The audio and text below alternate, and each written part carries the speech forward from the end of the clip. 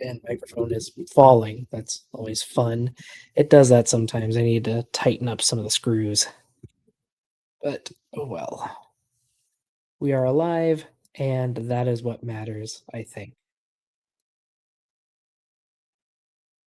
Anyway, hi everybody. We are here 15 minutes later than we were supposed to be, but I guess we can go ahead and get started.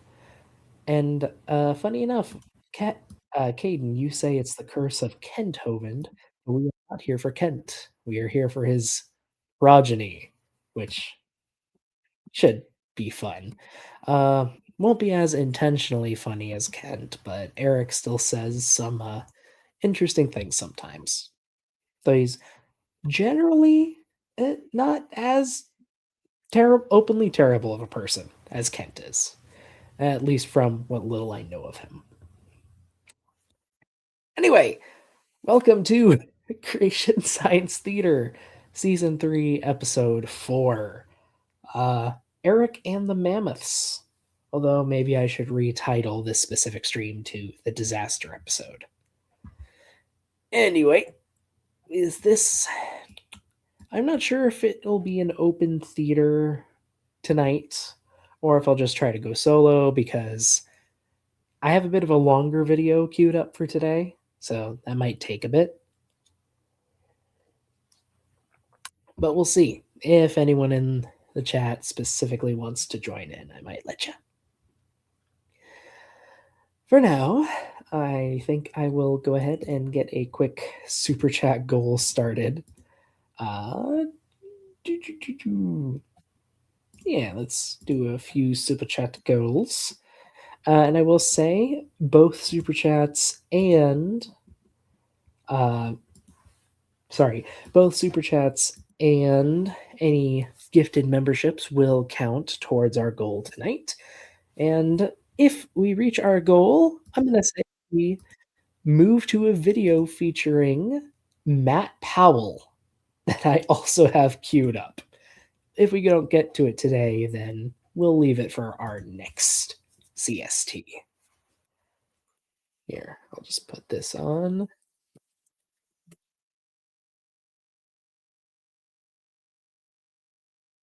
There we are. I really need to figure out. Oh, there it goes. I really need to figure out how to get background music to play because that would be nice, but I don't really know how to do that with StreamYards. Or even if I can, if I don't pay for it.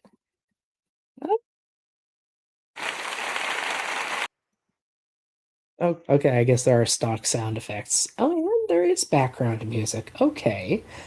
I don't know if any of that is copyright allowed or not, so I'm not gonna play it right now.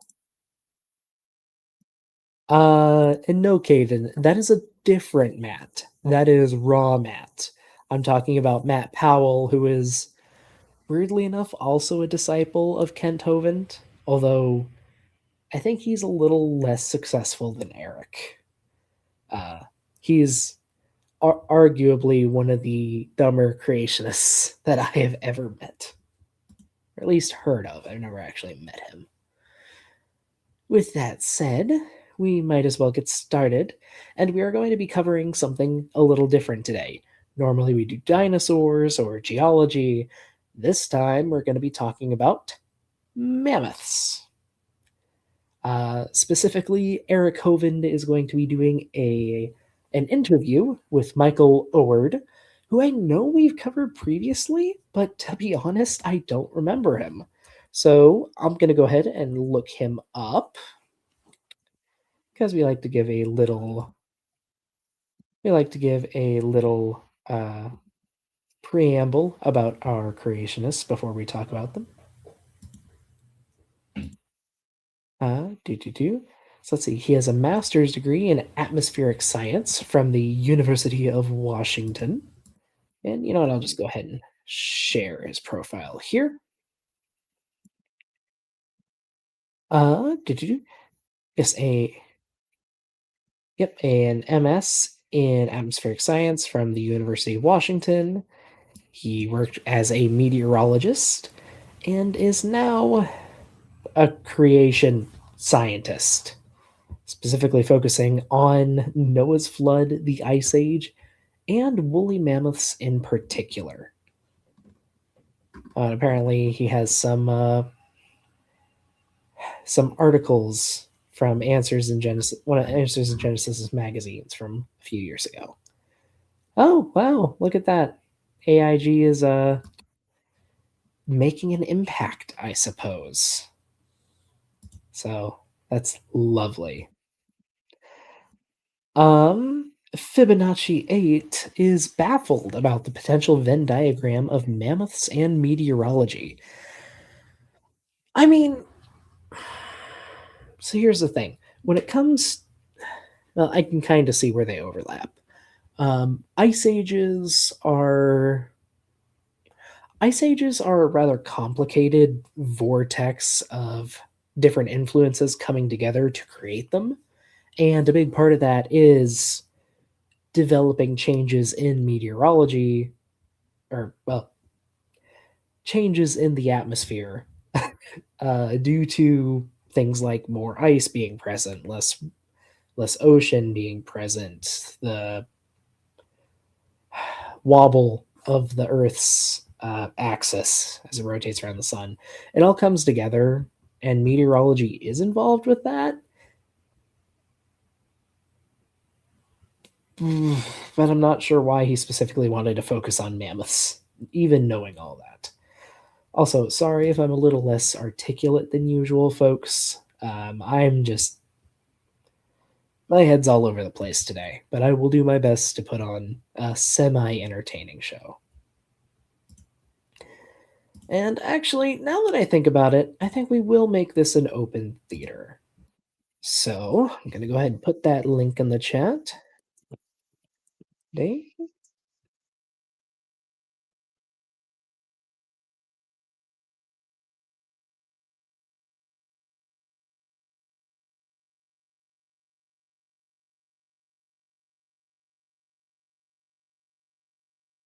Mhm.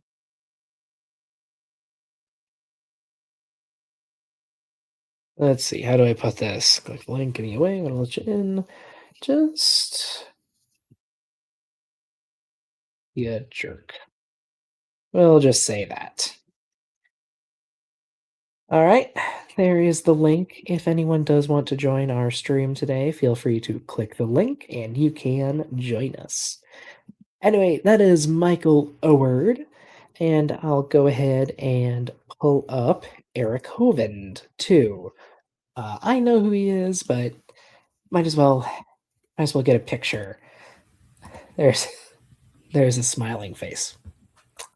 So this is Eric Hovind. He is Kent Hovind's son.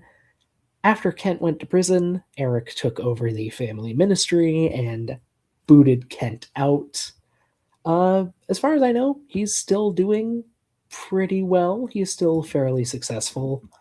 At least as a creationist, he's fairly successful. And yeah, his organization, Creation Today, does quite a bit. And while I do obviously disagree with them on a number of topics, I will say that is a very snazzy logo. I like the logo. I'm guessing that's supposed to be a dove. Yeah. But yeah, that's Eric. I can't really say much else about him as a person other than he follows in Kent's footsteps and he kicked his dad out, which, considering his issues with following the law and money, was probably a good decision overall. But today, he will be giving an interview. Well, he will be conducting an interview. Again, him and Michael Oard are going to be talking about woolly mammoths, the Ice Age, and creationism. And they will be reiterating a bunch of creationist tropes, as per usual. So, we can go ahead and get started. Again, it is an open theater. If anyone wants to drop in, just click the link, give me a quick wave on camera. You do not have to have your camera on during the stream. I just like to ask people to do that so I don't get any surprises on stream. With that said, let us learn the mystery of the woolly mammoth. I do hear a lot of strange things, like they're found in glacial ice. That's not true at all. Wait.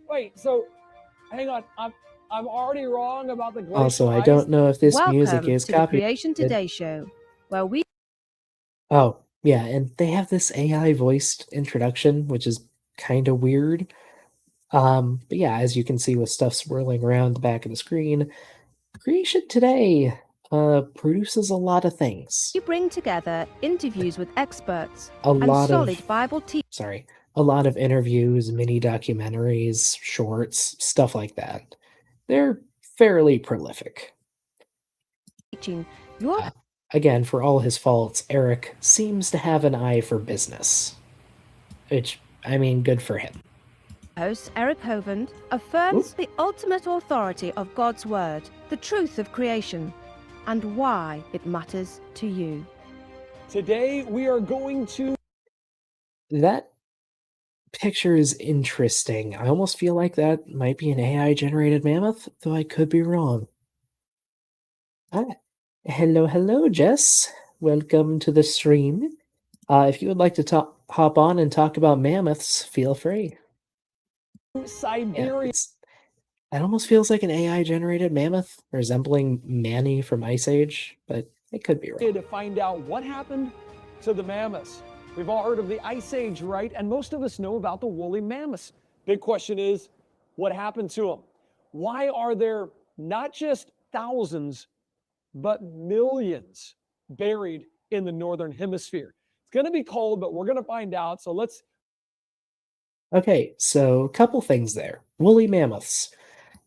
Obviously, everyone knows about woolly mammoths. Surprisingly enough, not everyone knows about woolly rhinos or a bunch of the other really interesting Ice Age megafauna. Everyone always thinks, like, Smilodon, the famous saber-toothed cat, lived with mammoths. They did cross over in some areas, but it did not live alongside woolly mammoths, at least not for very long. Smilodon was much more commonly found in South America in the southern US, whereas woolly mammoths are known from the northern US, Canada, and Asia, as well as Europe. So much farther north than Smilodon usually seems to have gotten. But it did live with other big fanged cats, specifically a very famous one called Homotherium, which was it. You know how people say foxes are foxes are cat software running on dog hardware? Homotherium is like the opposite. It is dog software running on cat hardware. Like they were actually really, really good runners, which is kind of scary to think about. But they would have roamed the steppes and frozen forests in the north, probably hunting on the occasional small mammoth, like baby mammoth. Also, this looks like a model someone made, and that actually looks really cool. I like the color pattern. That does look a little skinny. Let's see. Jess says that there have been mammoths discovered near you. I am not surprised. Mammoths in general have been found just about everywhere. It depends on if you want to call something a mammoth or an elephant. But we've had elephantids on literally every continent except for Australia. And I would not be surprised to find out we found like a pygmy elephantid in Australia someday. But other than that, they've been literally everywhere on Earth. They're big, they're hard to hunt, and they're very successful. Very smart animals. Let's see. Caden agrees that mammoth looks like Manny from Ice Age. Fibonacci's asking if I'm guessing Homotherium here were pack hunters. Cannot say that for sure, They were shown as pack hunters in the latest season of Prehistoric Planet. I don't know how much evidence there is for that, to be honest. I think Ice Age animals are fascinating, but they are not my specialty by any means. I just think they're neat. But they could have been. They could have been. I will not say no.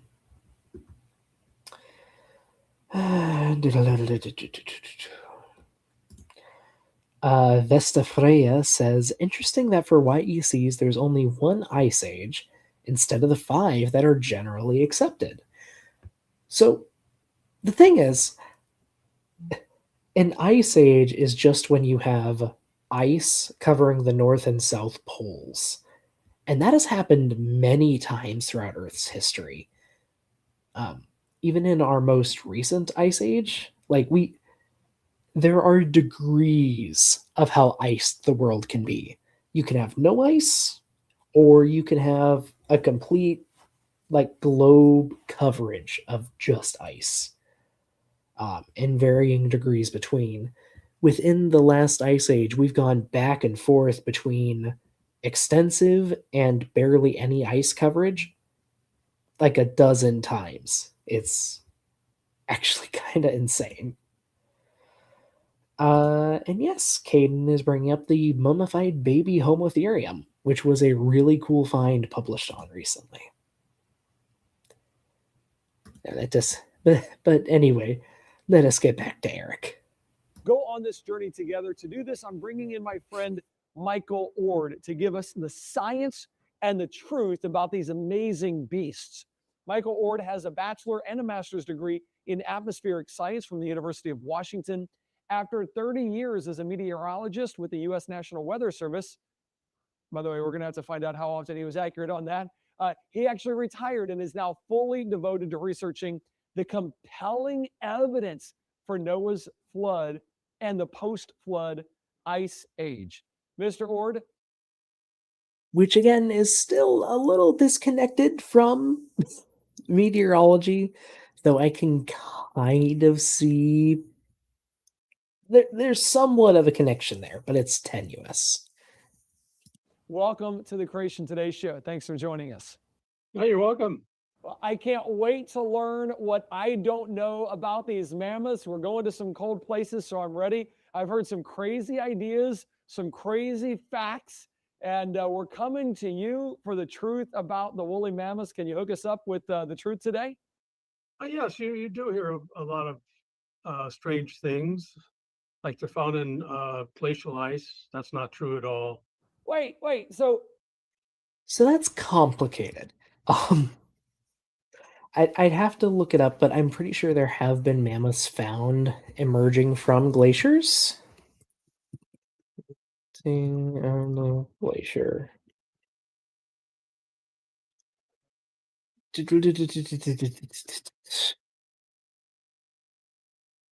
Where is it?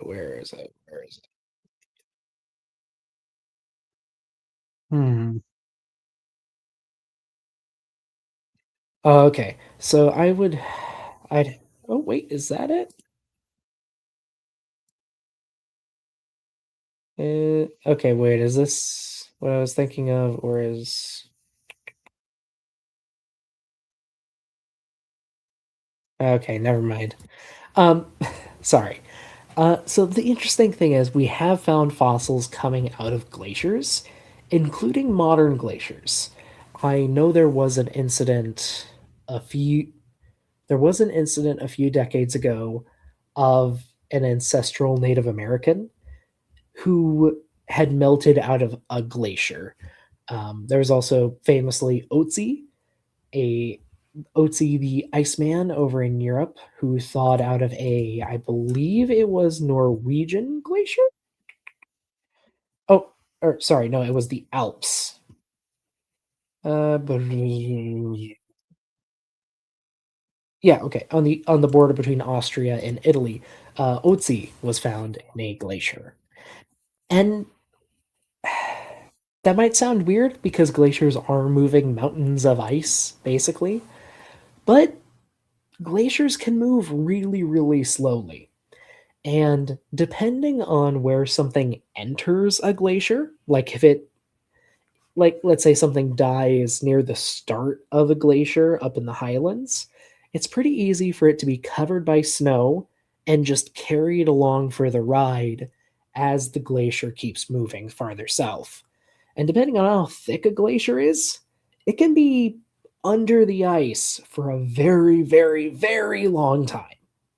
Like we are talking hundreds to thousands of years, especially with some glaciers that are several hundred miles in length.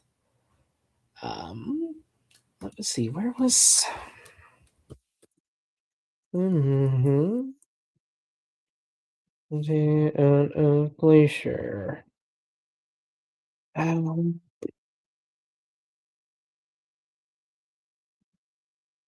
oh, where was it? Glacier, human remains. I believe it was in Alaska. I'm thinking of. Um,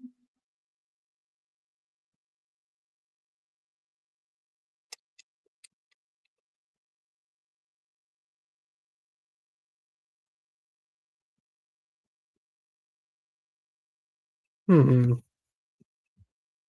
Unfortunately, I cannot find it, but I remember seeing a story about that. That's unfortunate. But anyway, yeah, things do come out of glaciers because they are moving. They yeah, stuff gets buried in the ice on top of a glacier, rides on down, and sometimes it takes forever for it to come out. I would not be surprised if that has happened with mammoth remains. I believe it has. I just cannot find it right now. I should have I should have found that before we started the stream, but was having some technical difficulties, so unfortunately I do not have it. Also, hello, sarcastic Thrapsid. Hope you're doing well, man. Haven't seen you in a while. Hang on, I'm already wrong about the glacial ice. That's not true. I don't need this stuff. Yeah, not in glacial ice. Okay, well, rewrite my education on the mammoths. Okay, I did watch Ice Age Part 1, Part 2, and Part 3, so I think I got the basics down, but fill me in on what I might not know. They are found in permafrost, which has a lot of ice. Maybe that's where they get the ice idea. But there's a lot of what's the word I'm looking for? Misperceptions. That's the word I'm looking for. Okay, I'm going to talk about there's many mammoths. And he is right there. A lot of mammoth remains have been found in permafrost. Let's see. Vesta Freya. Yes, indeed. Well, did the Colombian mammoth make it up to Alberta?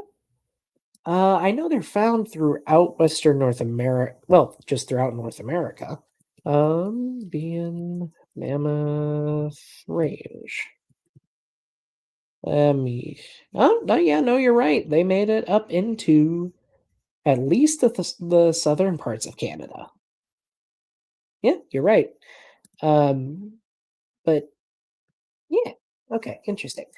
There have been There are many species of elephantids known from North America, and it is interesting to see where their ranges overlap and how they differ. Like, apparently, here is a map of Mammothus columbi so the Columbian mammoth and the American mastodon. You can see a lot more American mastodon on the east coast and a lot more Columbian mammoth on the west coast. But there's a significant range of overlap, which is interesting. Interesting.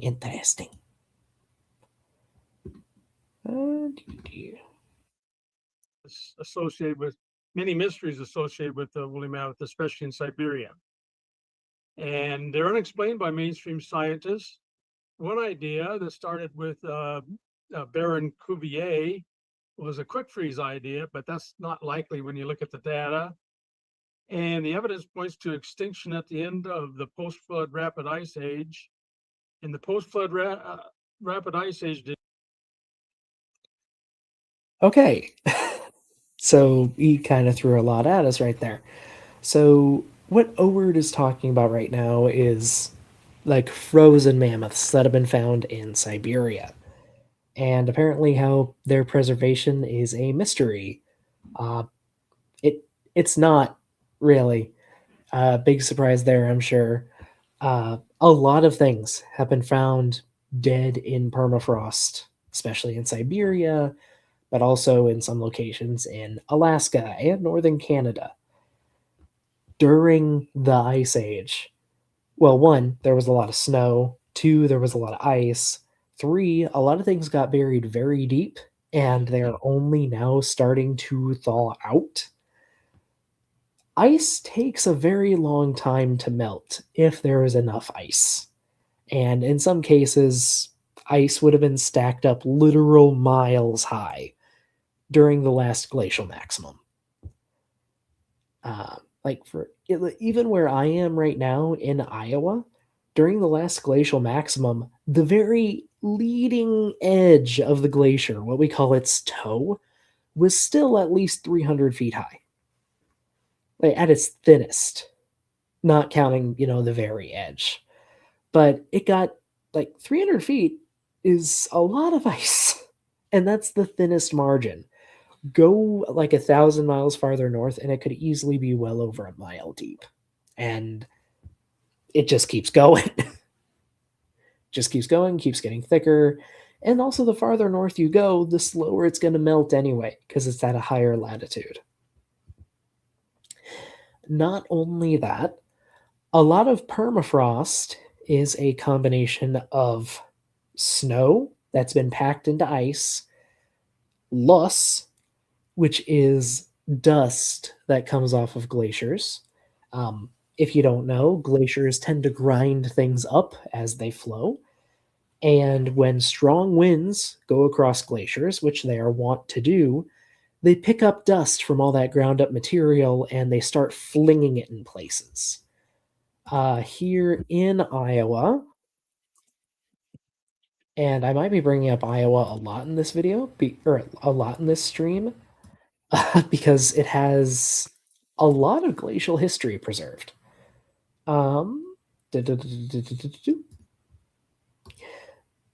Okay, here's a picture. So the orange here are the Loess Hills on the west side of Iowa. And what they are these huge hills, like several hundred feet high hills, just along the border of western Iowa. And they are there because during the last ice age, the foot of the glacier was over here to the east, and wind blew towards it coming from the wind blew towards it coming from the west. As it came that way, carrying a lot of this loess, it crossed the Missouri River Valley. And going in and out of that valley created a ton of eddies, causing the wind to drop out the loess into these giant hills. But it doesn't always fall in hills. It can also fall in sheets. And if it falls in sheets, it's going to mix with snow and ice. And any amount of debris mixed in with snow and ice makes it take longer to melt. As you've probably noticed, anytime you've seen a dirty parking lot after after a snowfall, it starts to melt, but the dirty snow lasts the longest. So combine that again with being super far north, being literal miles of ice, stuff gets buried in permafrost, and it just does not want to melt. It's not a mystery why we still have frozen mammoths. I will say, though, here they mention a quick freeze theory. This is a creationist idea that there was like a cold snap at the end of the last ice age. I don't think there's any evidence for that. Big surprise. But it's an idea they bring up and they like to talk about. Evidence points to extinction at the end of the post-flood ice age. I mean, yeah, there was a there was a major extinction event ongoing throughout the Ice Age because a ton of climatic shifts, but especially at the end, a lot of the megafauna died out. And there's been a number of debates over why that might be. It's probably a combination of a lot of different causes. Human hunting was definitely a factor, spread of new diseases, changing resources, like a lot of things came together all at once, and we lost a lot of really cool megafauna, which I think is sad, but can't change the past. Can't change the past. And they mention a post-flood ice age deduced from the Bible. First off, no evidence. That we've been over this many times on this channel. There was no global flood, and I highly doubt the Bible indicates anything like an ice age. Deduced from the Bible can account for the many mysteries. So there's a typical. Oh, hey, there's the mammoth model I used for the thumbnail. I don't know, Aaron. I've seen a lot of dirty ice last for a very long time, but that's just my experience. Mammoths are not very big elephant types.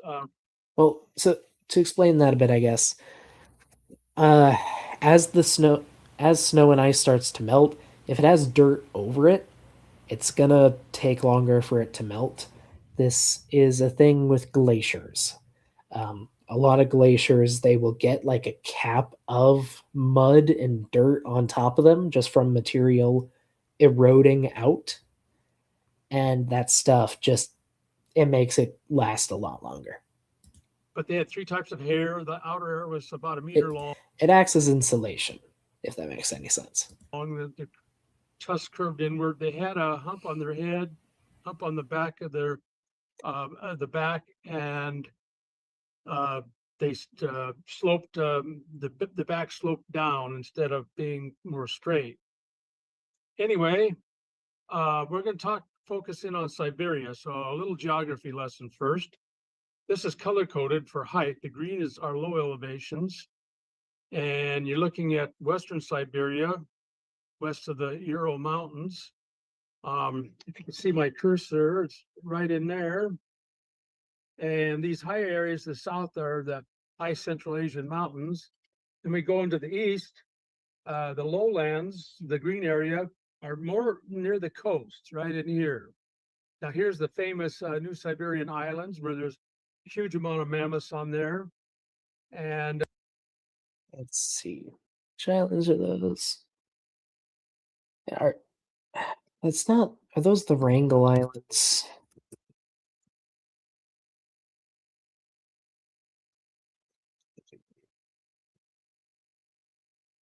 No, that's not Wrangel Islands. Which one are those? Ansu Islands.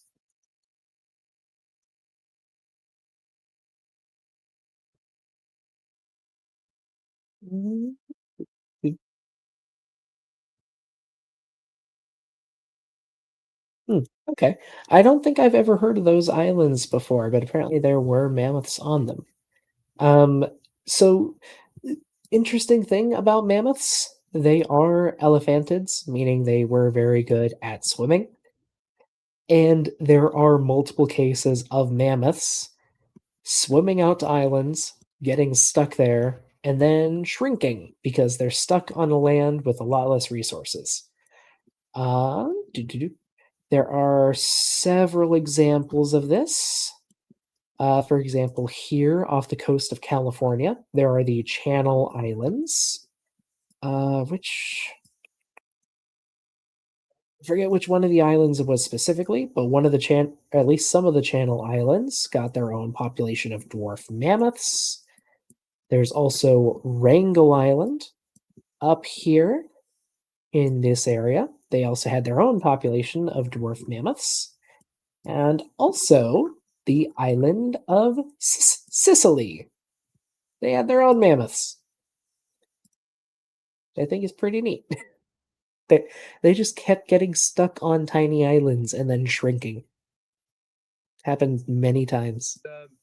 So that's Siberia, the lowlands, and most of the mammoths are located close to the Arctic Ocean. Anyway, there was a question about whether they really were cold adapted. Some people thought they couldn't. They had to live in a tropical environment, and suddenly the coast I area, didn't the catch what he said. lowlands, I'm going to and rewind. most of the mammoths are located close to the Arctic Ocean. Anyway, there was a question about whether they really were cold adapted. Some people thought they couldn't. They had to live in a tropical environment, and suddenly they ended up in a cooler environment and froze instantly. That's been one wild idea. But the more we know they're cold adapted. For instance, they had long hair, small ears, an anal flap, and oil glands in their skin. For a long time, they thought there wasn't any oil glands, sort of like the African elephant. It has no oil glands. But they had poor samples back then, but now they got better samples of in the carcasses, and they do have oil glands in their skin. Okay, so all of that is true, but they had other adaptations besides that. In fact, woolly mammoths had a sort of antifreeze protein.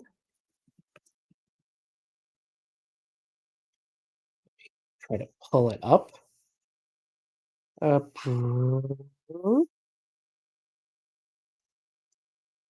Where is it? Where is it? Where is it?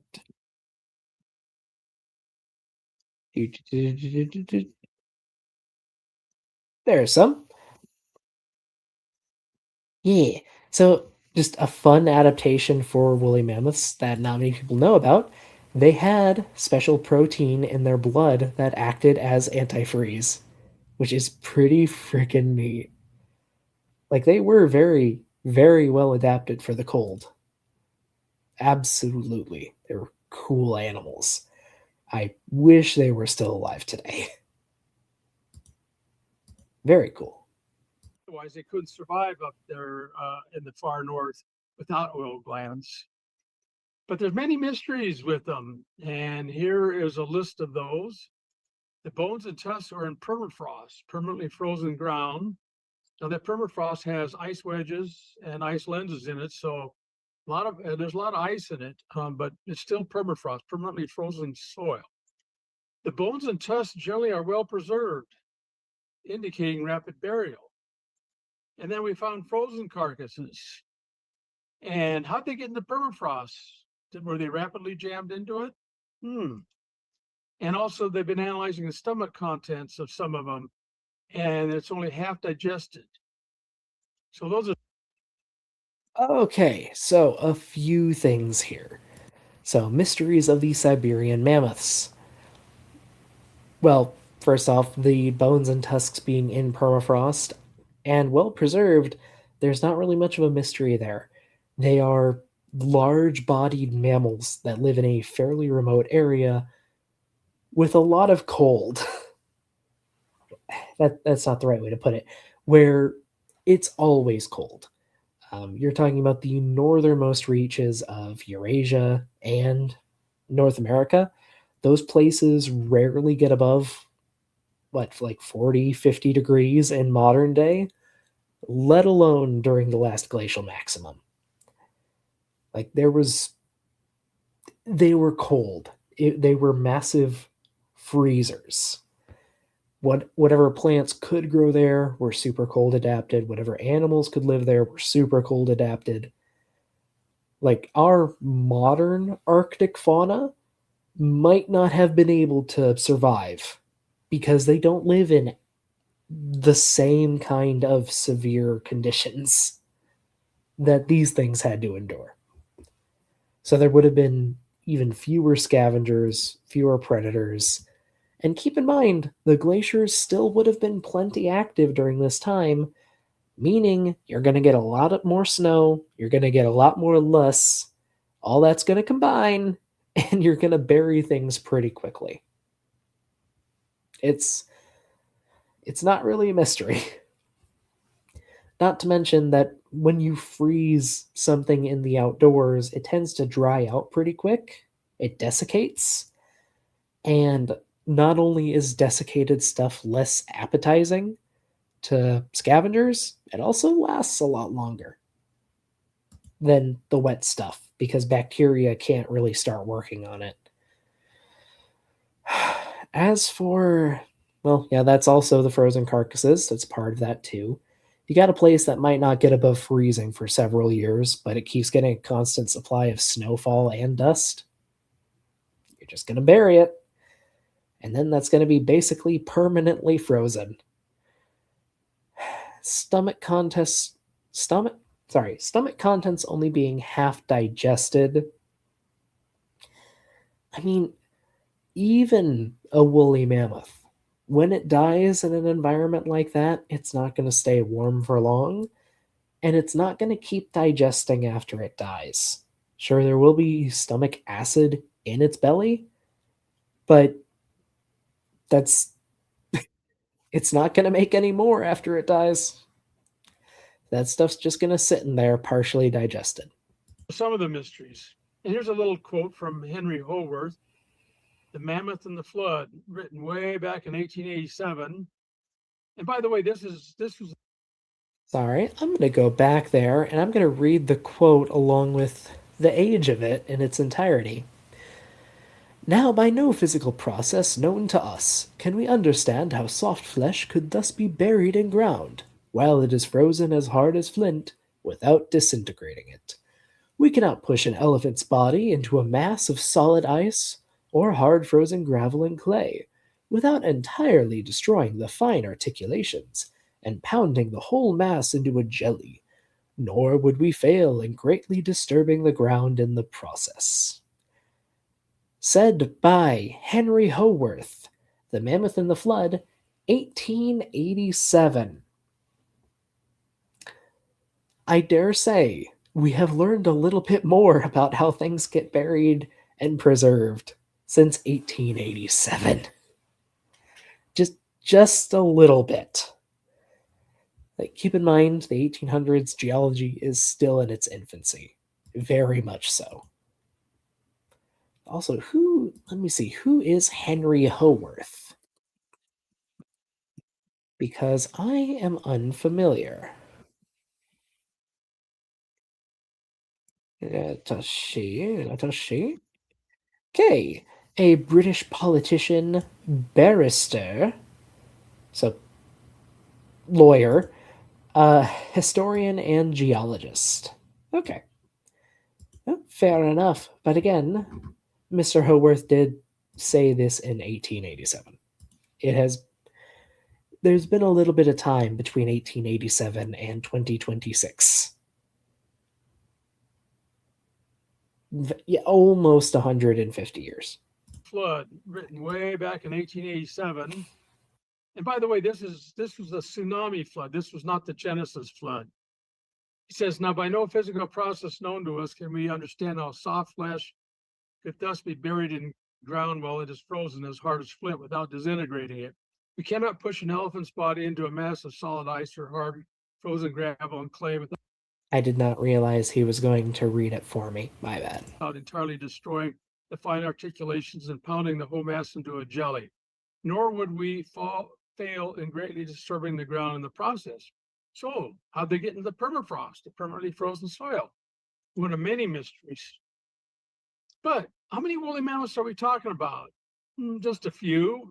That wouldn't be such a big mystery. Or are we talking about millions?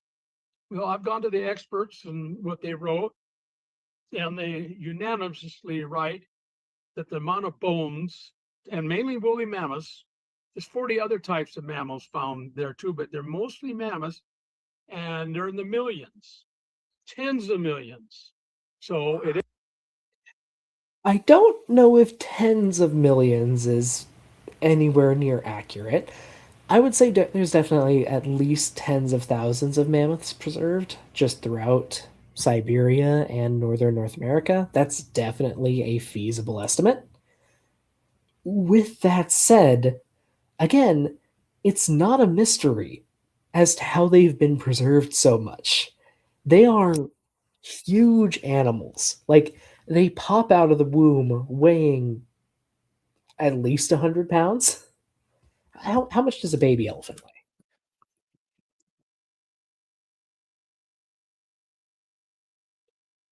weigh? Okay, so a newborn elephant weighs 200 to 260-ish pounds, according to Google. Yeah, they pop out of the womb weighing more than most mammals, actually.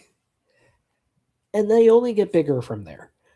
Big animals tend to preserve better than small animals because it is harder for their bones to be destroyed. It is harder for all of them to be eaten just because of their sheer mass. They're more likely for some part of their body to remain. And they are living in a deep freezer. I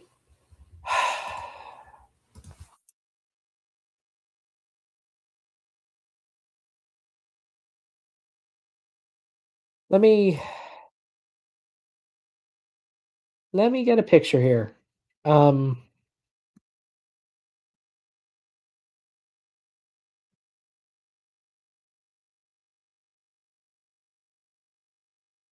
this is Mount Everest. Um People like to climb this mountain, and a considerable percentage of those people die, and their bodies stay there. Now, granted, a lot of that is because it is nigh impossible to get the bodies out of there, at least at present.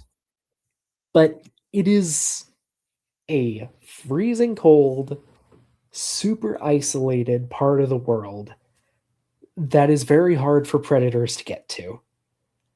Like, it's not a mystery why there are still bodies on Everest and why they have not rotted away. The same thing is true for mammoths. Except mammoths weigh as much as like 100 people.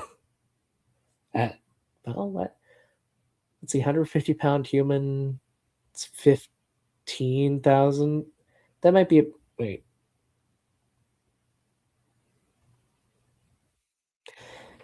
Point being, mammoths weigh a lot. They're big mammals with big bones. It's not a surprise that they last for a while. Oh, that was weird. The screen share just went away. There we go. That was strange. Here, and I will rewind a little But bit. they're mostly mammoths, and they're in the millions, tens of millions. So it is a major mystery.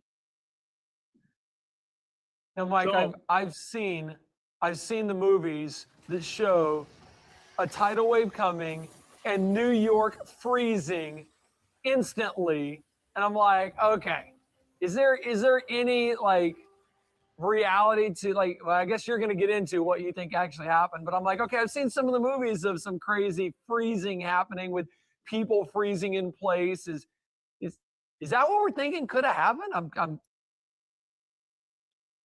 For one, I will say here's a question that a meteorologist would be equipped to answer. I mean, obviously, this is Eric just asking about a sci fi movie. He's not being entirely serious. I don't think. But this is a question for a meteorologist. curious where you're going to go. First of all,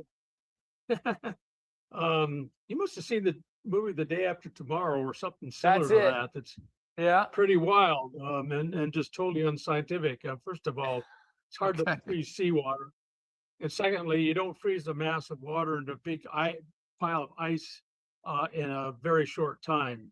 So there's a lot of problems with these ideas. But anyway, that was Henry Ho's idea. Big tidal wave, or actually, it's a tsunami, came in and did it. But anyway, it's an old idea. Okay. So I think he's talking about, I'm guessing, the mammoth and the flood. Here. Just going to go ahead and look up the book.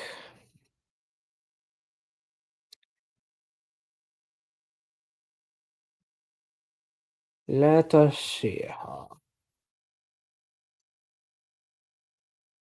Okay, yeah, it looks like that is, in fact, a reference to. Well, wait. Let's see here. Okay, yeah, I believe that is from the Mammoth and the Flood, what he just talked about. A tsunami going through Siberia and freezing animals? I mean, if you live in the 1800s, that's not a bad hypothesis. But we understand how things get buried now. Better. And frozen better now. So, no. I'm glad he disagrees with that idea. Anyway, those are just some of the main mysteries, but there are other mysteries. First of all, there's a wide diversity of animals. Some love the cold, like woolly mammoths, some love the warmth.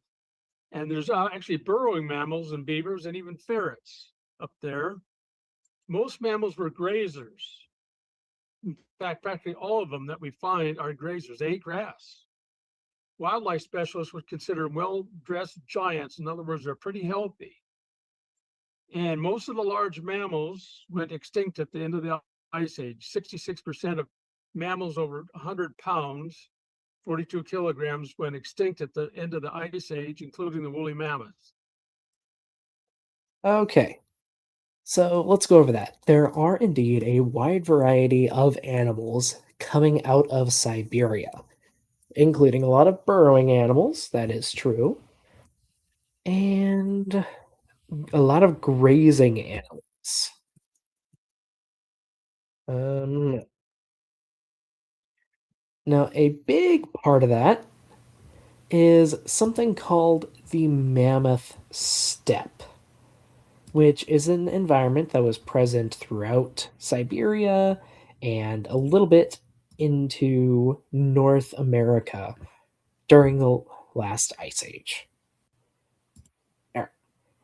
So the Mammoth Steppe would have gone back and forth throughout the glacial periods as they waxed and waned, but it was basically a high latitude, mostly, well, a high latitude grassland slash woodland environment, more so grassland. And the grasses would have grown, especially during the summer, probably not as much during the winter when there was more snow, but there was food up there. There was a substantial amount of food up there, a lot of it pretty well adapted for the cold. There isn't as much of that today. The Mammoth Steppe is gone, but there are still plenty of cold weather adapted animals or still plenty of cold weather adapted animals and plants that still live in Siberia today. Let's see.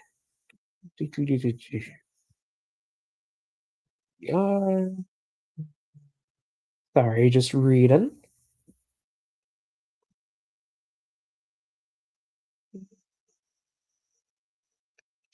Sorry, I did misspeak. The Mammoth Steppe is not entirely gone, but it is, for all intents and purposes, gone. There are only scattered remnants left. But they were basically cold weather prairies that used to cover much of North America and Asia and Europe. I want to just say Eurasia, but that doesn't quite cover it since North America is also carried in there. But it is an interesting environment that we don't have much of an analog for today. Caden is right, boreal forests do exist, but the Mammoth Steppe refers to more of a grassland type environment. And there were quite a few different animals. Obviously, woolly mammoths are the most famous ones, but there were also woolly rhinos, musk oxen, which are still around today, caribou, and yeah, a lot of other things. But it wasn't just grassland either. There were also bogs, marshes, some famous frozen woolly mammoths. Frozen, maybe. There are several frozen baby mammoths known from Siberia, and most of them died in the few marshes that are known from the region. Sorry, and most of them are from marshes known in the region. This is one I remember seeing a documentary about when I was a kid, Yuba. She was found, I believe, when some reindeer herders' dogs were like eating the body because still semi edible even after all that time, which is kind of freaky to think about. I wouldn't eat it, but people have. People actually have. It's a thing. But yeah, no, so here's something that's probably important to bring up. Since so much of this area is still in permafrost, or at the very least very near beneath the surface, we can access it pretty easily. We can understand what the environment was like pretty easily through things like sediment cores or literally just digging. Like you can dig down like 5 or 6 feet or take a sediment core that's like 10 feet long and dredge up a couple tens of thousands of years of history pretty easily. But these guys don't believe in standard geological methods, so I doubt they would do that sort of thing. But we can literally do that, and we can see what plants are there. It's pretty easy to do.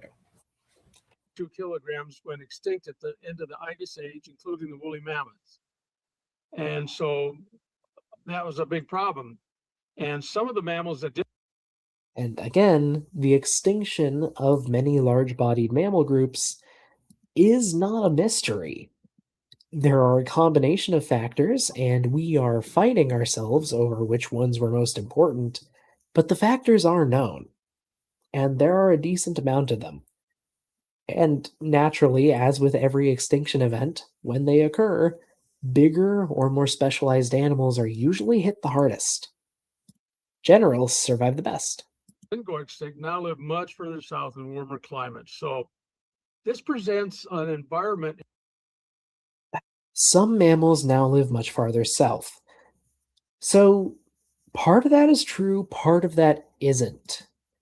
Like with elephants today, our modern elephants do live much farther south in warmer environments. However, those are just the ones that survived. Their northern counterparts didn't because they were very well adapted for that northern climate. And for others, like the Columbian mammoth and American mastodon, there was still a lot of climatic change that occurred after the end of the last ice age, not to mention the introduction of humans. Like, mastodons had not had to deal with humans before, and suddenly they were there. And humans already knew very well how to kill elephants. They'd been doing it for a long time. In Siberia that is perplexing to uniformitarian geologists. And we can make some deductions from the data of the Okay, now, him saying uniformitarian just, he means it to say geologists. And,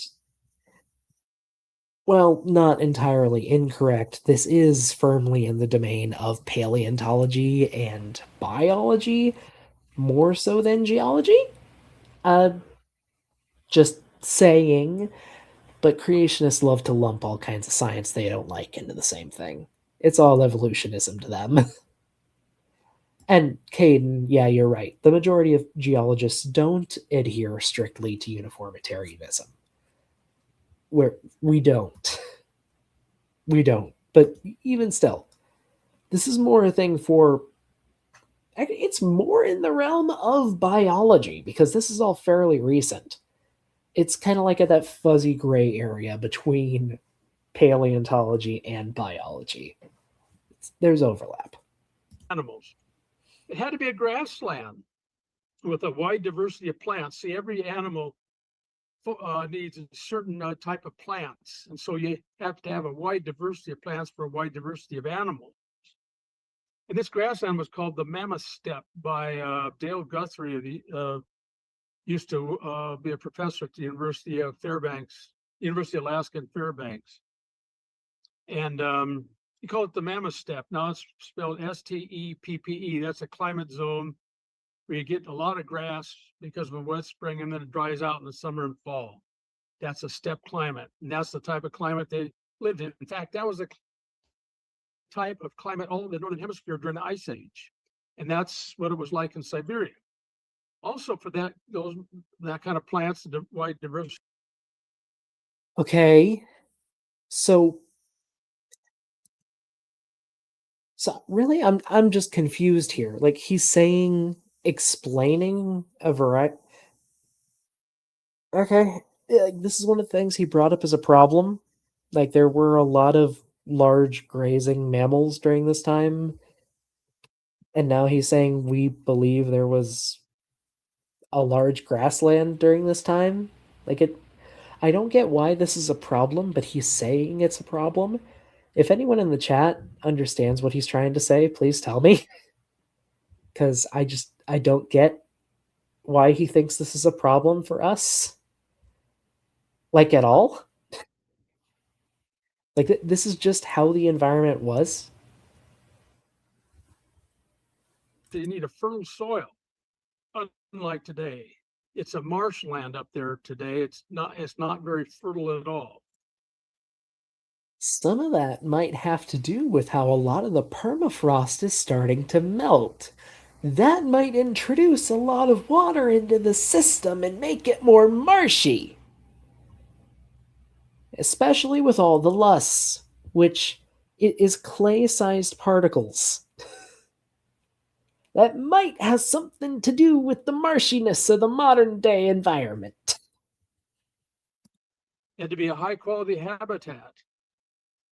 Competition between... Well, considering there are tens of millions, apparently, of preserved mammoths, I would say that's probably a pretty high-quality habitat. Especially if you want to fit it into, like, a couple hundred years after the Ark, like, those mammoths were busy to be producing tens of millions of offspring in a couple hundred years. Considering I think an elephant pregnancy takes, is it 2 years or a year and a half?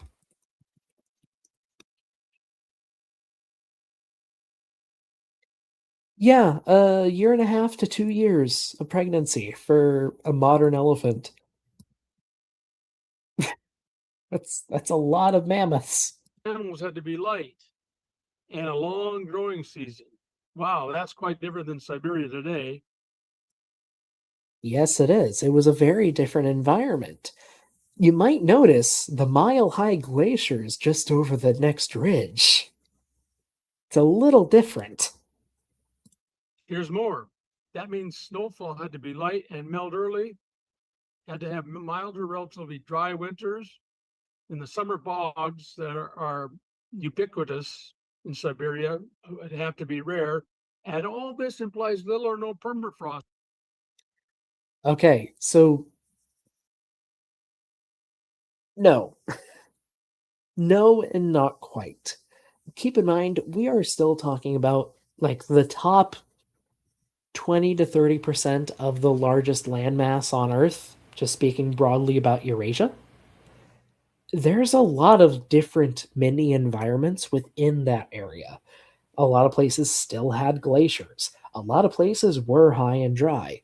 A lot of places were low and would collect meltwater during the summer. It was a complicated situation, but it was always cold. Like, at the very least, it was always cool, even during hot summers. And again, he's saying all of this like we don't. He's saying all of this like he doesn't believe that climate change exists at all, like as a concept. Like he thinks the modern Siberia is how Siberia always was. When we know that wasn't the case. And it's very easy to tell that wasn't always the case, too. Salhazari says they are confused as to when he thinks the last ice age was. I'm kind of confused too. I know he thinks it's after the flood, but I don't know how long he thinks it lasted after the flood. Also, again, summer bogs were not rare exactly. They definitely existed, and we know of that because of the dead baby mammoths that we found in those bogs. Until the end of the ice age. Now that's a radical environment, and that's where the woolly mammoths lived. Yeah, I'm going, okay. How do we explain that if it's so different today? Okay, I'm going to get into that, but I need to point out one of the pieces of evidence for lack of permafrost. This is a graph of the saga antelope. The recent is in that solid line, and ice age are the dotted. No, excuse me. One's historical and one's current. The solid lines are current, the dashed lines are historical. But during the ice age, they're found where you find those dots. They're found. Okay, so dots, Ice Age Saiga antelope, dashed line historical range, dark line modern range. Got it. In central Siberia, New Siberian Islands, northern Siberia, lowlands of Alaska, northern Yukon Territory, that one at the very top right. What does this mean? Well, saga antelope needs wide open prairie with no permafrost, has small hooves, and can't handle permafrost. One of many pieces of evidence for lack of permafrost, at least for a while during the ice age. And that's why the woolly mammoths and all those lived up there. But that's not all. When you look at some of the bones and carcasses, some were found standing upright. Okay, we're gonna get back. We're gonna get back to him in a minute. Right now, I'm looking at the Saiga antelope. Lashy, lashy.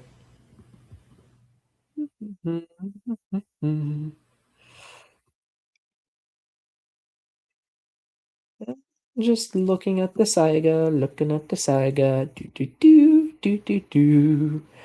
Do do do do do do do.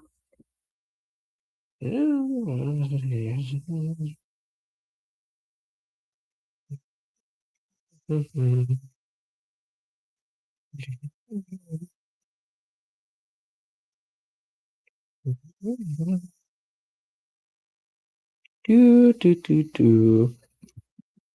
Okay. So first off, thank you Wikipedia again for giving me or for giving us an overview of the Saiga antelope. So, at least according to this section on their evolution, yes, Saiga antelope were once known throughout Eurasia. However, however, where was it? Hmm. Yeah, okay. Sorry. Duh. Okay.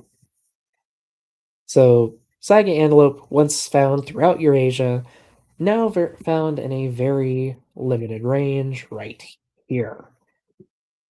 Now, according to this section here, during the transition from the Pleistocene to the Holocene at the end of the last ice age, they experienced a they experienced a population bottleneck. So, due to changing conditions, their range suddenly changed during the fall of the last ice age. Like a lot of large mammals. Like he says they can't live on permafrost. To be honest, I don't know if that's true. I am not that familiar with the Saiga antelope, but yeah, they used to live on the Mammoth steppe. But as the environment changed, they moved farther south. Okay, I don't see why that's an issue.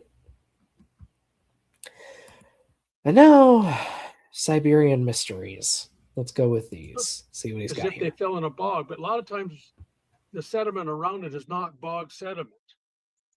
5 animals are known to suffocated by the condition of the blood in the carcass. And bones have been broken. In fact, big bones, like the Beresavaka mammoth, that's world famous, that had a broken pelvis, ribs, and a broken front leg. And we're talking, these bones are massive. These aren't something that would break easily. Right. I'm just going to let him get through his A list lot of before them I are comment on large. these. And the New Siberian island bone beds are just chock full of bones. And the lowlands of Siberia, as well as Alaska, were not glaciated. That's a major mystery of glaciology. So we have a lot of mysteries to explain. Can we explain? All right, so let's just go ahead and look at these. So the thing about some things standing upright, that I am fairly certain comes from a description of a certain mammoth that we're going to get to talk about more later. He mentioned it with the broken bones here. It's the Saravaka mammoth. Oh, come on, was it? Berezovka mammoth. Yeah, which is a specific mammoth that died, or a specific mammoth that died in Siberia and was found preserved with broken bones kind of laying on its belly. However, older descriptions of it say that it is upright because it was laying on its belly. Creationists take it to mean that things are literally standing, like they died flash frozen while they were standing. That is not the case. We have a mammoth that died laying on its belly, upright, in air quotes. 5 animals suffocated. That that that doesn't mean much. I am most or sorry, with this, with animals suffocating, I know for at least one of the baby mammoths, they are known to have suffocated in a bog, which I'm not sure he understands that those existed during the Ice Age too. Broken bones, again, that's the mammoth. New Siberian Islands bone beds.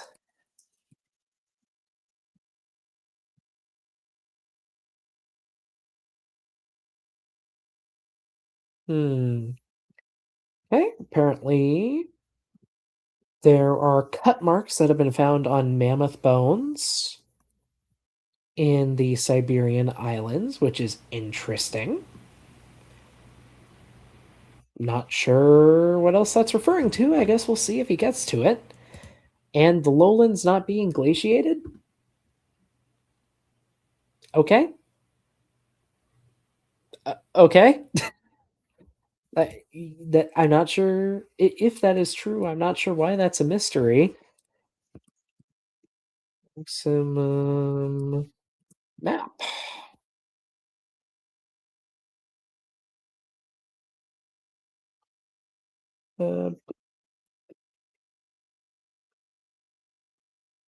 Let's see. There we are. Here is a map of the last glacial maximum. Here's a map of the last glacial maximum. So we've got just about the entirety of northern North America, including Greenland and a lot of Alaska. You have a corridor of unfrozen stuff over here. And I know that this corridor did extend down into the rest of North America, at least sometimes. We do have evidence of that. Oh, cool. You can see like glacial lakes on this map, which is a very interesting thing that happened. Going over here to Eurasia, though, I would have to know what he counts as lowlands. Like which parts he's talking about specifically, because it seems like a lot of them are frozen over, at least in eastern Russia, which I believe is Siberia. So yeah, I'd have to know more about what he means exactly. So I guess we're gonna continue and see what else he has to say. I'm also going to keep that map around because I feel we'll be looking at it later. So we have a lot of mysteries to explain. Can we explain them? I want to give you a quote of the talking about the mystery of why a lot of them are found standing up. Brandt, who was an early Siberian explorer, he was very much impressed by the fact that remnants of the mammoth, carcasses and skeletons alike, sometimes were found in poses which indicate that the animal had perished standing upright as though they had bogged. Okay, let's see if we can find this. Looks like it might be from a book. Tolmakov Transactions of the American Philosophical Society. Excuse me, 1929.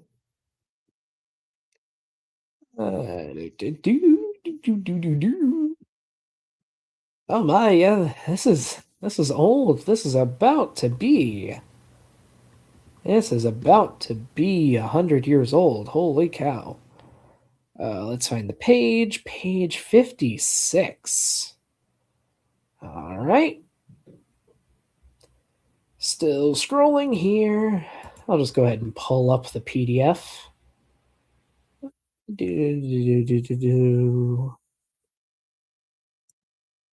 Sorry, a lot of scrolling going on here.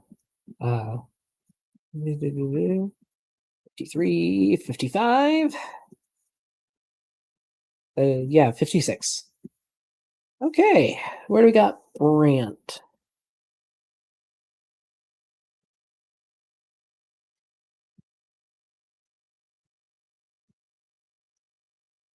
Okay.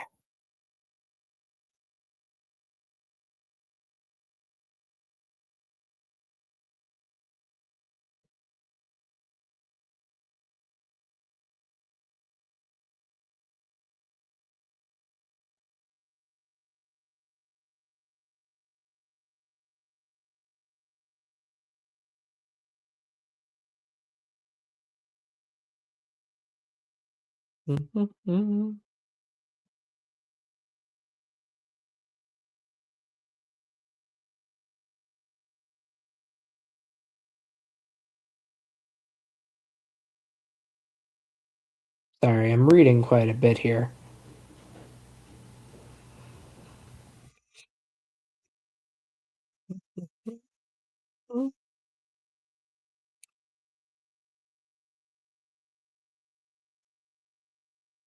Oh, interesting. So this is from a book talking about this specific situation.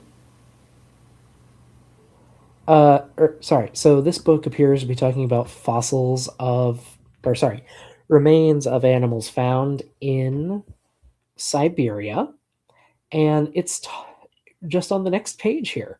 It's talking about this person or this guy Volosevich who happened to get trapped in a muddy stream while searching for stuff, and he only got out thanks to the assistance of his guides.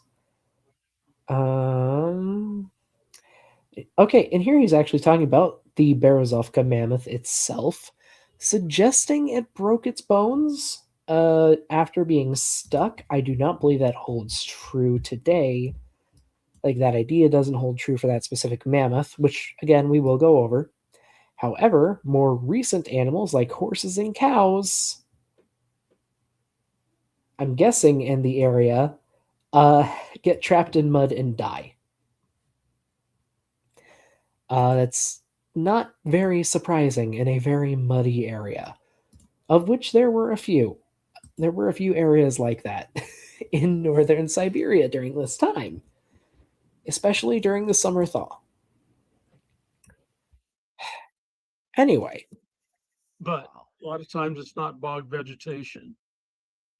And here is one instance. This is the Sellerkin horse is found in a general standing position. And this is Dale Guthrie's narrative on how he thought he explained it. First of all, that one on the bottom right is how they found it.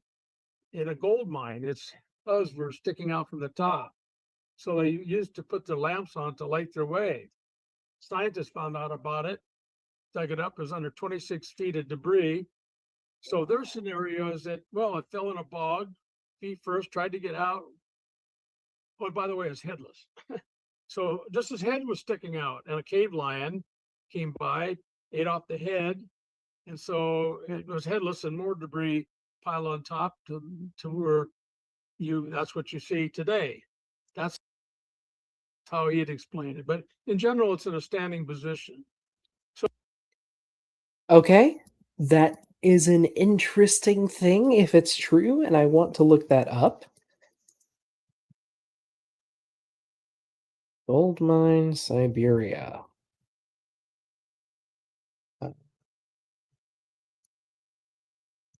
The Salarican pony, or the Salarican horse. Let's see.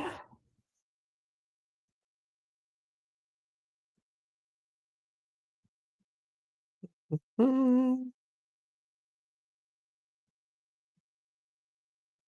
Okay.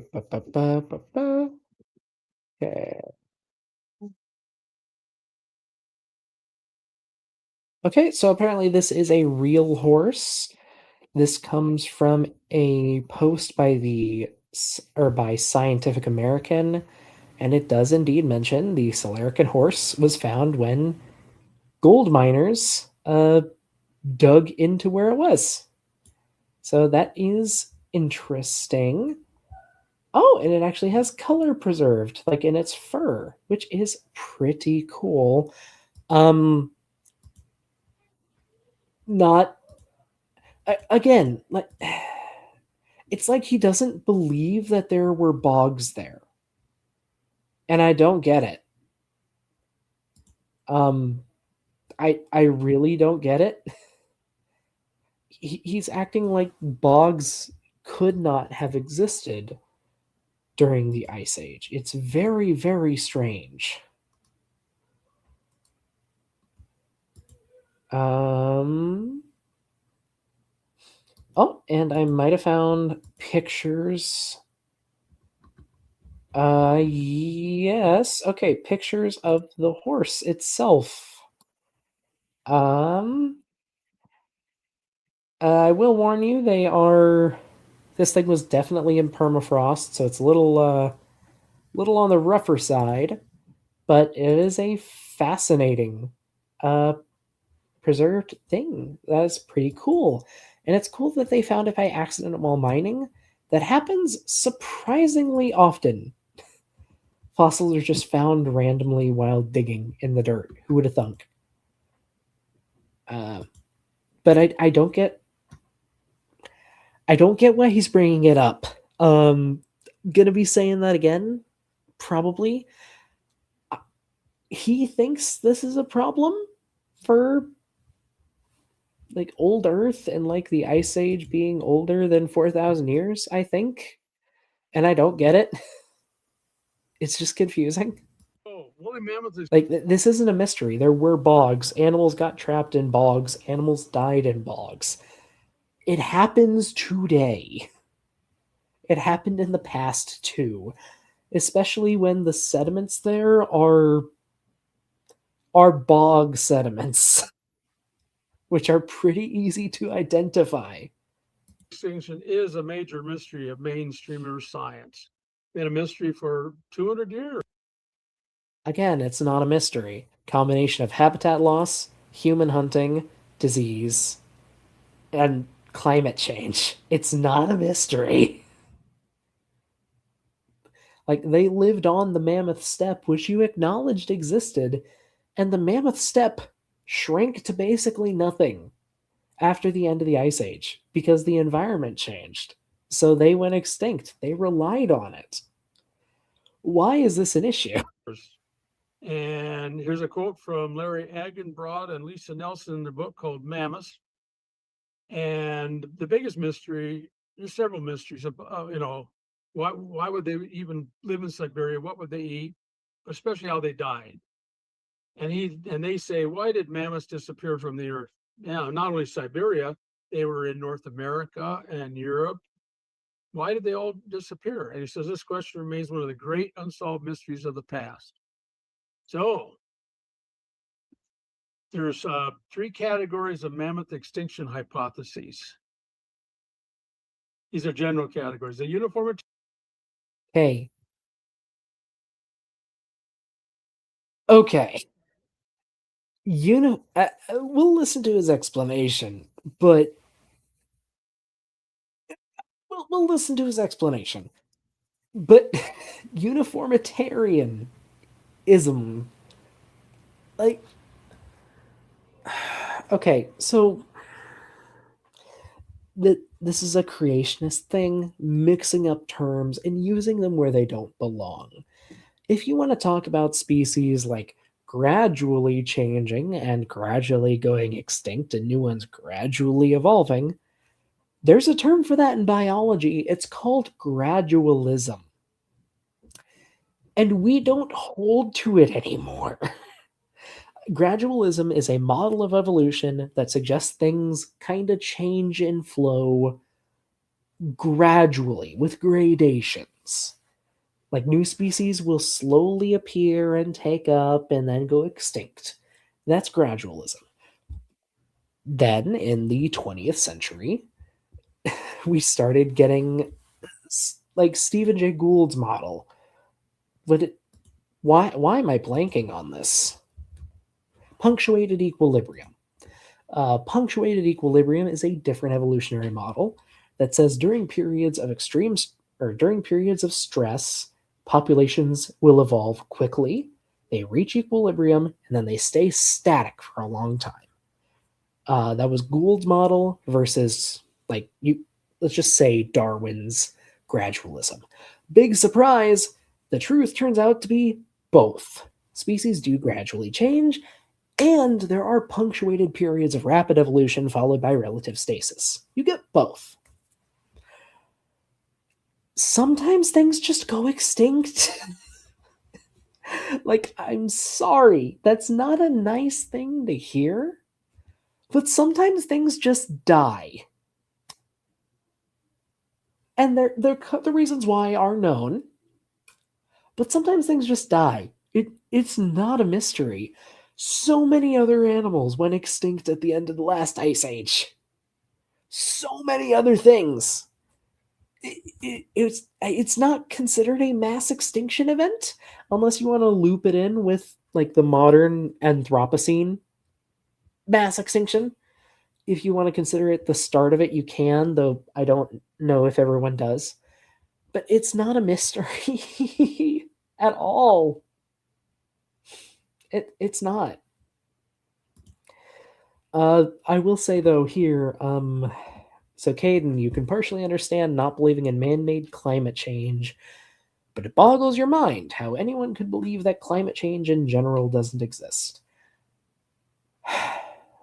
So I will agree that everyone should acknowledge that the climate does change, whether or not you think it's due to human causes. I will personally say that, yeah, humans do affect the climate a lot. We know this. We have been affecting the human climate, or sorry, we have been affecting the global climate since before the Industrial Revolution, but a whole lot more since then. In a lot of different ways, both local and global. Things are changing, and they're going to keep changing, and the changes are going to be very obvious within the next 50 years. They're already starting to get that way. Humans are making it worse. Anyway, let's hear how he explains uniformitarian and let's hear how he explains uniformitarian evolution, which is not a thing. Let's just hear it. Uniformitarian approach, which believes in present processes over millions of years. I'll get into that. Then we had Again, wrong term. You have failed your vocab, sir. It's gradualism. Gradualism is the term he's looking for. a number of speculation from a lot of popular writers, non-creationist catastrophists. Immanuel Velikovsky probably being the most famous. And then we have creation catastrophists. And we're divided on the issue. Some say it's a quick freeze early in the flood. And I've only heard one person say it's a quick freeze at the end of a post-flood rapid ice age. And I don't know anyone. Now, I heard this long ago, so I included it, but I'm not going to get into it. Or C, a slow to moderate freeze at the end of the post-flood rapid ice age. So in general, it's between A and C. That's where creationists stand right now on the extinction of the woolly mammoths. So we're going to evaluate stand C. Okay, so A and C. Um,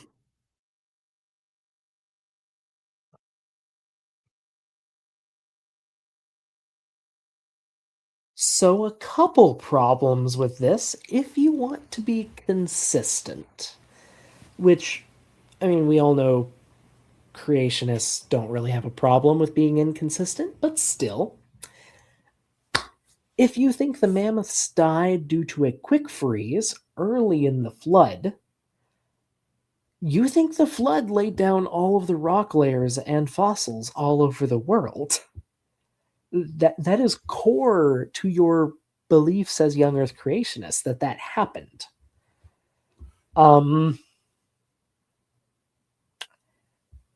Mammoths are always found in the top layers. Even if you say everything was deposited in a year, they're found on top. They would have to be last. That doesn't work. Like you can't say that. It doesn't work. It just doesn't. Especially with like the permafrost. That does not work. That doesn't work, buddy. That doesn't work. If you want to say slow to moderate freeze at the end of post-flood rapid ice age, you think animals... Oh, that's the thing with the horse. Sorry, it just clicked for me. What he was saying with the horse earlier, he's saying it died standing up and was frozen standing up and was then buried. That's what he was trying to say.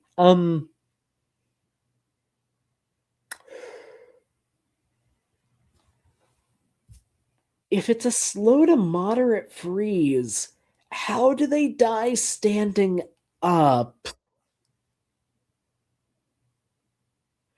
Exactly. How do they do that? I don't get it. I'm a very confused dinosaur. A very confused dinosaur. I don't get it. Okay. What I will say is we are just over an hour and a half in, and I am out of water. I'm going to go get a quick water refill. If anyone would like to join the stream, please do feel free to click the link pinned in the chat. You just click the link, come on in. When I come back, give me a wave on camera so I know you're real, and I'll add you in. You can turn your camera off after. If anyone wants to send any super chats or any gift memberships, I will read those out when I return. I'm going to be having a lot of videos coming out really soon, so members are going to get early access. Just going to say that. Continuing my dinosaurs review, a couple creationist debunkings, stuff like that. Scripted ones this time rather than this live stream of consciousness. Anyway, I shall be right back, and I will see you folks in a minute.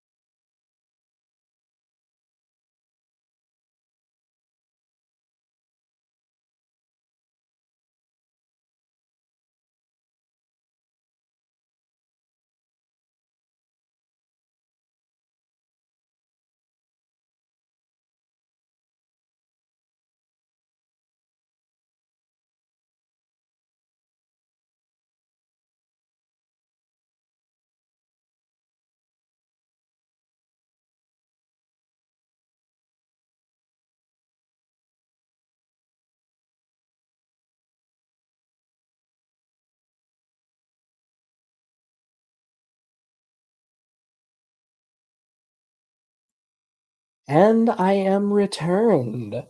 All right. Sorry for the wait there, folks. Needed to go. Needed to grab a drink. I I did. I do realize I could have played music. Would it be too distracting? Let's see what these musics are like really quick. I am curious. I'll go ahead and take the banner down. What's this?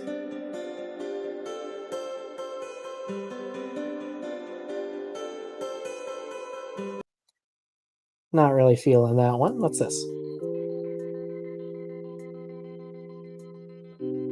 This sounds like the Watch Mojo intro.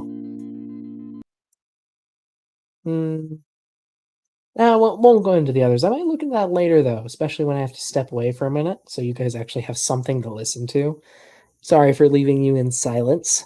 But we can go ahead and get back to our little stream now. So, yeah, when last we were here, none of these methods work. Uh, None of them work. Big surprise, I'm sure. And we do have a guest. Hello, Caden. Hello. I think your camera is on. Oh, yep, I see you. You can turn off your camera. I gotcha. Um, well, Caden, if you can hear me, you can go ahead and turn off your camera. It's okay. I see it. Oh, there we go. All right. Hello, hello. Oh, hey, camera on again. Here, I'll add you in just a minute. We're gonna go ahead and hit play. That's where creationists stand right now on the extinction of the woolly mammoths. So we're going to evaluate. Is it different data points that are making them go, no, I see it as this quick freeze early in the flood versus is it the atmospheric stuff that you talk about that would have led to the ice age that's trying to make them what is making some people land on one side, some on the other? They're preconceived ideas. Okay. Which I because of a certain model out, a certain person has to put them dying in the flood, early in the flood by a quick freeze. That sounds pretty different.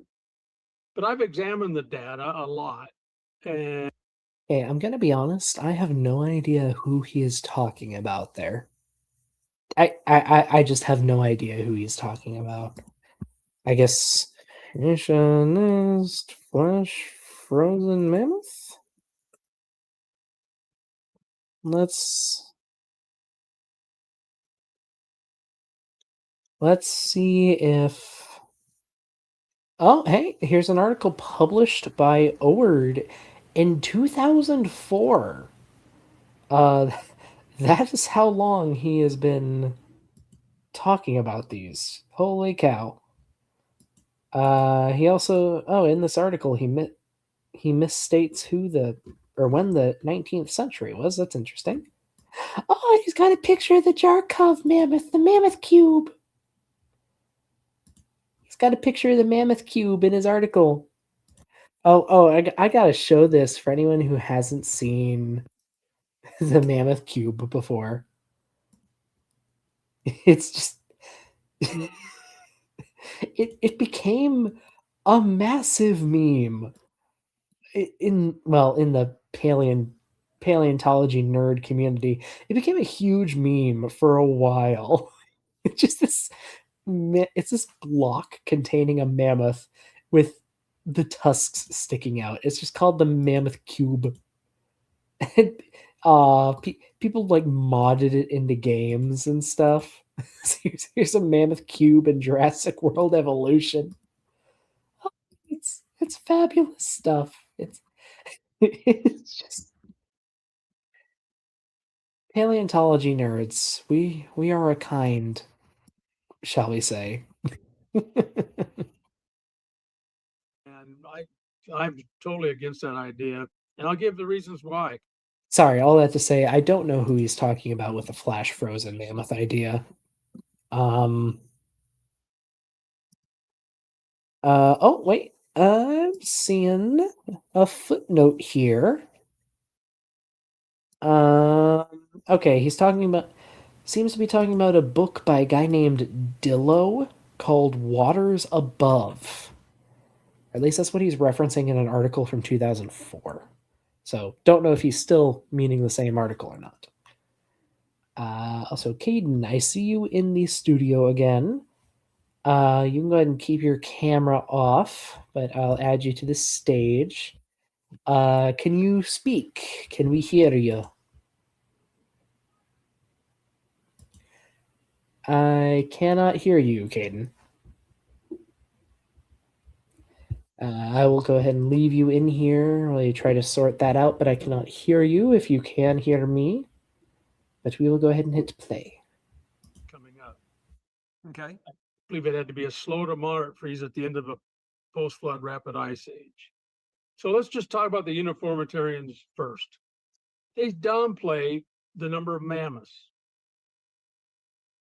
Also, they Okay. admit maybe a little warmer during an interglacial or much colder during a glacial phase of the ice age. Okay.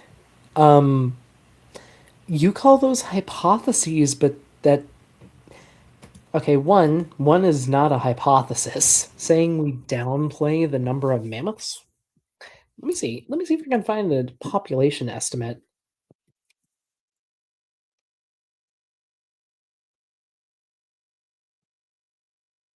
Population. Mm. Doo-doo-doo, doo-doo-doo, doo-doo-doo.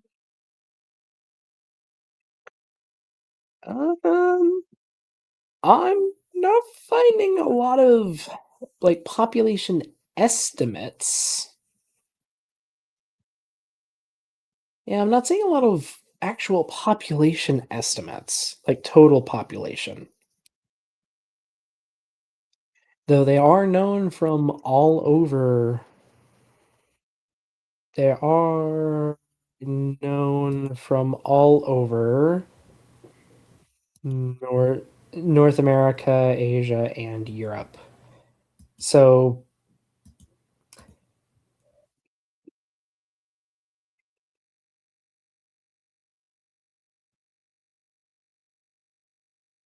Mhm. Oh, interesting. So apparently there was like a apparently there was variation in like maximum population size in different areas. It's like here's a large European mammoth versus a Siberian mammoth, which is considerably smaller, and both of these are apparently males. It is interesting. Interesting. Um, hmm. I always forget how leggy mammoths are too. Maybe just because I'm used to dinosaurs, but mammals are so leggy.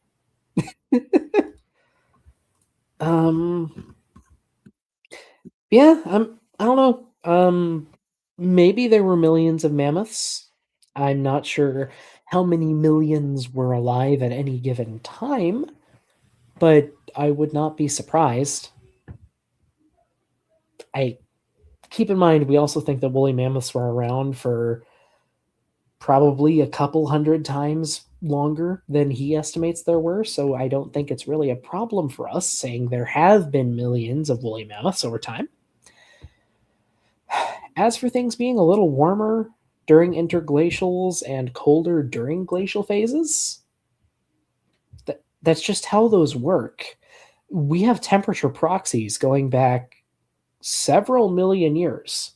Um, if you've if you have any experience with creationists, you probably know of ice cores that we drilled in Greenland and Antarctica. We mostly did those for like atmospheric readings. I see you, Caden. We mostly did those for atmospheric readings so that we can, measure different levels of different isotopes through time. But like that, not only can we count, like, sorry, sorry, I completely messed up my words there. we drilled ice cores in Greenland and in Antarctica. And you do that, not only do you get the ice, not only do you get markers for individual years within the ice, you also get air bubbles. And those air bubbles contain both radioactive and stable isotopes. Radioactive isotopes allow you to estimate the age of the specific layer where that bubble is found. Stable ones tell you about the surrounding environment, specifically temperature. Because, yes, if it's snowing and it freezes, it's below freezing. But temperature still fluctuates up and down. And you see that fluctuation as you go up the layers. It changes from year to year. But we don't just do that with ice cores, we also do that with sediment cores. Because you can also do not only isotopes, but micropaleontology to figure out relative temperatures. Thanks to a bunch of different organisms. I think the most common are coccolithophores, which are these microscopic planktonic organisms. They build their shells out of calcium carbonate, and they fall to the seafloor and pile up. Depending on the temperature of the surrounding water, they will coil their shells in different directions. And you can actually quantify that and get an estimate for the temperature that the water was when they formed their shells. Because a certain percentage going left means one temperature, a certain percentage going right means another temperature. It's really cool. And you can use both of them, like you can use ice cores and sediment cores together to really calibrate your temperature curves. And we've done that. And yeah, interglacial temperature is higher during glacial, temperature lower globally. Because we can do this anywhere that has sediment or ice. Also, Caden, I can see you. Can you hear me? Give me a thumbs up if you can hear me. Okay, you can turn your camera off then if you want.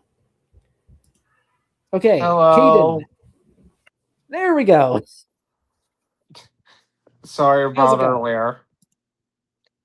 Don't worry. I was having hardware issues earlier too. I wonder if it's a thing Also, with StreamYard. I'm sorry if I said something controversial in the chat. You're fine, Caden. It's just, I think, based on a lot of the evidence I've seen, humans affecting the climate is a foregone conclusion. Like, we do. We I do. We can I agree quantify with it. that. I guess I don't agree with the way we're trying to combat it. I mean, there's a lot of things we can do to combat it. The big problem is a lot of places just don't and don't want to.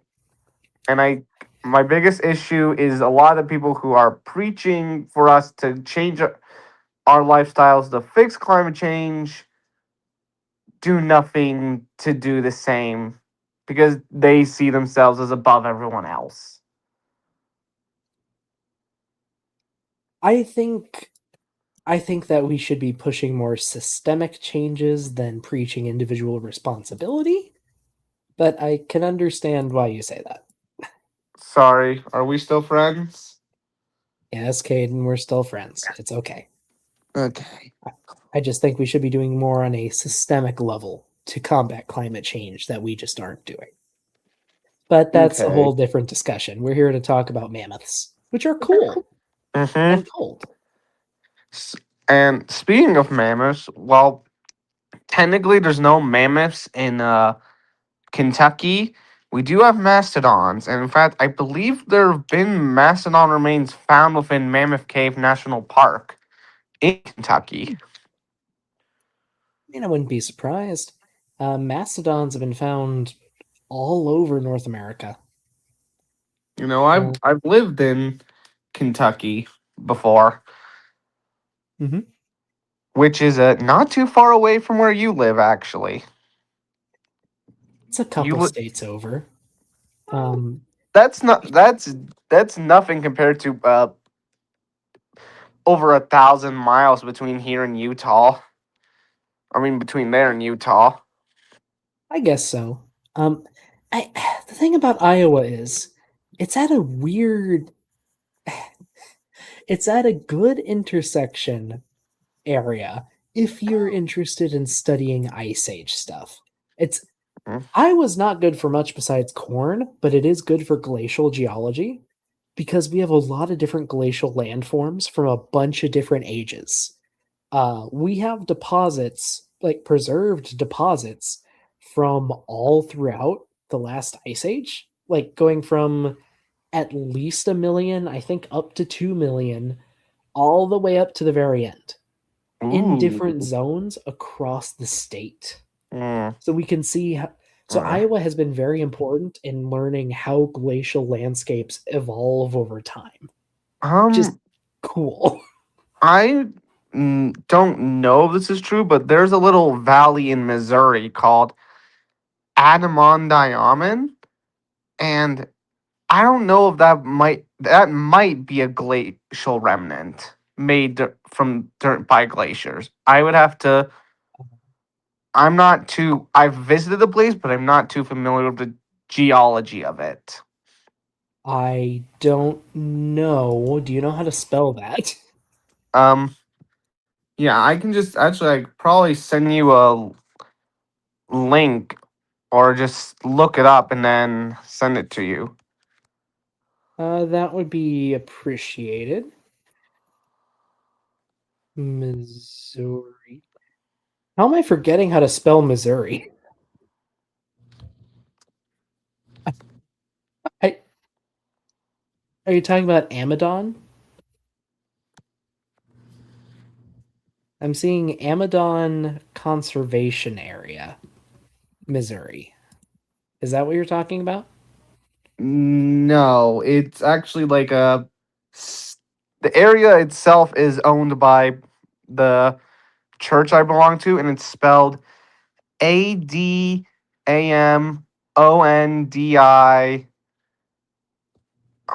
uh Ahman. Okay, I found it.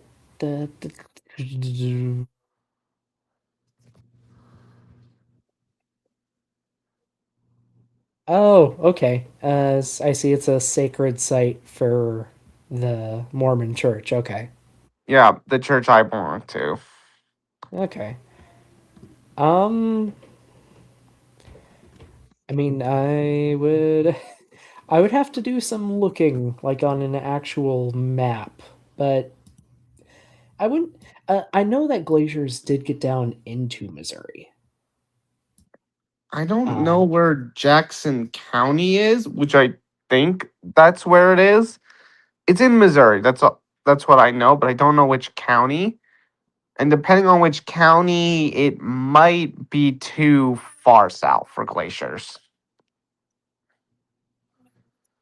let's go ahead and pop it into Google Earth. Let's see where that gets us. Coordinates. Well, I mean,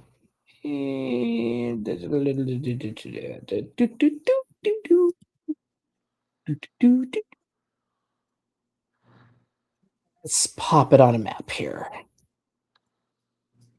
Okay. Uh, no, that's within the glaciated area. Ah, so it could have been formed by glaciers. Because yeah, there's Uh, Kansas City there. I mean, definitely wouldn't be surprised if glaciers at least touched the air.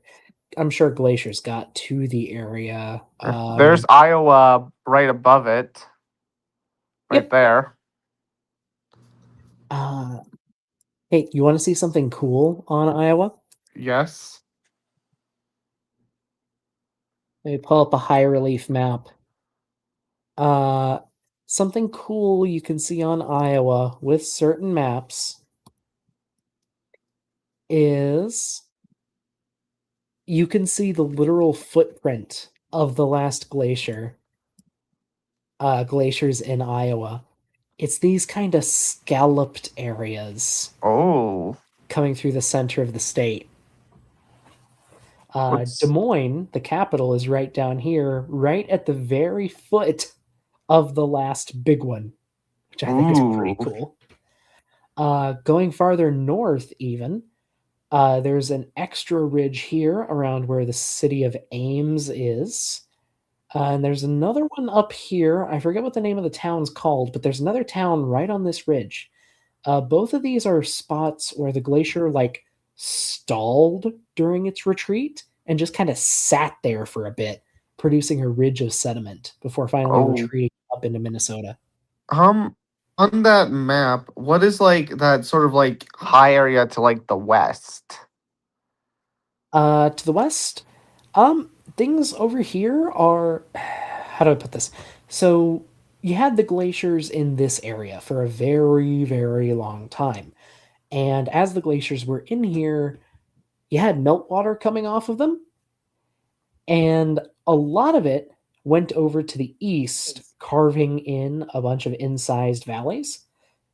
A lot of them also went to the west, going into the Missouri River, producing a bunch of valleys over here. The state of Iowa, I believe, is also, let me see, Iowa elevation map. I believe it's generally higher to the west. Yep. Topographic map. Oh, I'm not gonna pay $20 to see a map. Give it to me for free. There we go. Uh, Yeah, the state of Iowa is also generally higher to the west. It's just how it is. I wonder if that has something to in the last stream you mentioned how there was how the Rocky Mountains when it started forming scrunched up a lot of the sediments towards the east of when it was forming. I I mean, think some that's of that was in Iowa. so that's probably part of it. But another big part is like a lot of these rivers are really close to the Mississippi, and basically all of the rivers in a large amount of the US drain directly into the Mississippi. And the farther you get there, the more aggressive the erosion can be. Or at least it has been in the past. When So I it's pretty lived carved down here. when I lived in Kentucky, um, I so are you familiar with the town of Brandenburg? I'm not.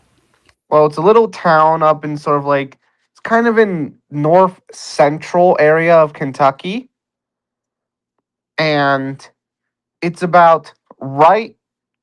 My house was like only like a short walk from like the Ohio River, which acted as the border between us and Indiana, which was right above us, uh, geographically speaking. On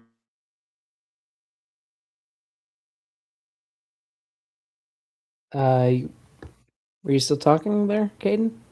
Your audio sounded like it just cut out. Caden? See, my earbud didn't disconnect it. Nope, it didn't.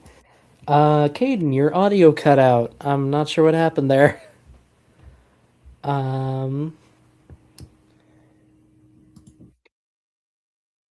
uh, I'll see if it comes back. Until then, I'm gonna go ahead and hit play again because we are halfway through this and I do not want to be here for another 2 hours. In which case, all those are problems because if it's warmer, it'd be more of a bogland. If it's colder, it'd be all frozen. What would they eat? So they Okay, so again, he just does not Michael does not understand that just because it was an ice age doesn't mean the climate didn't fluctuate. It did. It fluctuated a lot. That happens during an ice age. He doesn't get that. He also doesn't get that the top of the largest continent on Earth is a varied environment. I'm sorry, Michael. You're trying to generalize way too hard here. got major problems. And here's a little quote by a uniformitarian scientist in the journal Science. He said there will woolly mammoth data can be adequately explained by the everyday processes which we can observe around us. God, this is a journal article from 1962. Oh, let's see if I can even find it. William Ferrand, Frozen Mammoths.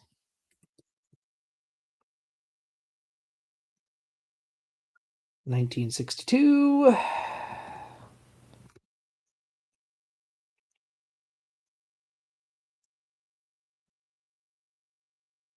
Okay, where can I find you?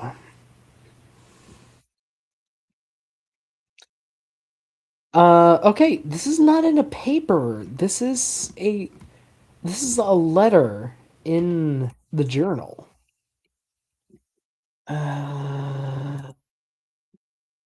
Hey, where is it? Can be adequately explained?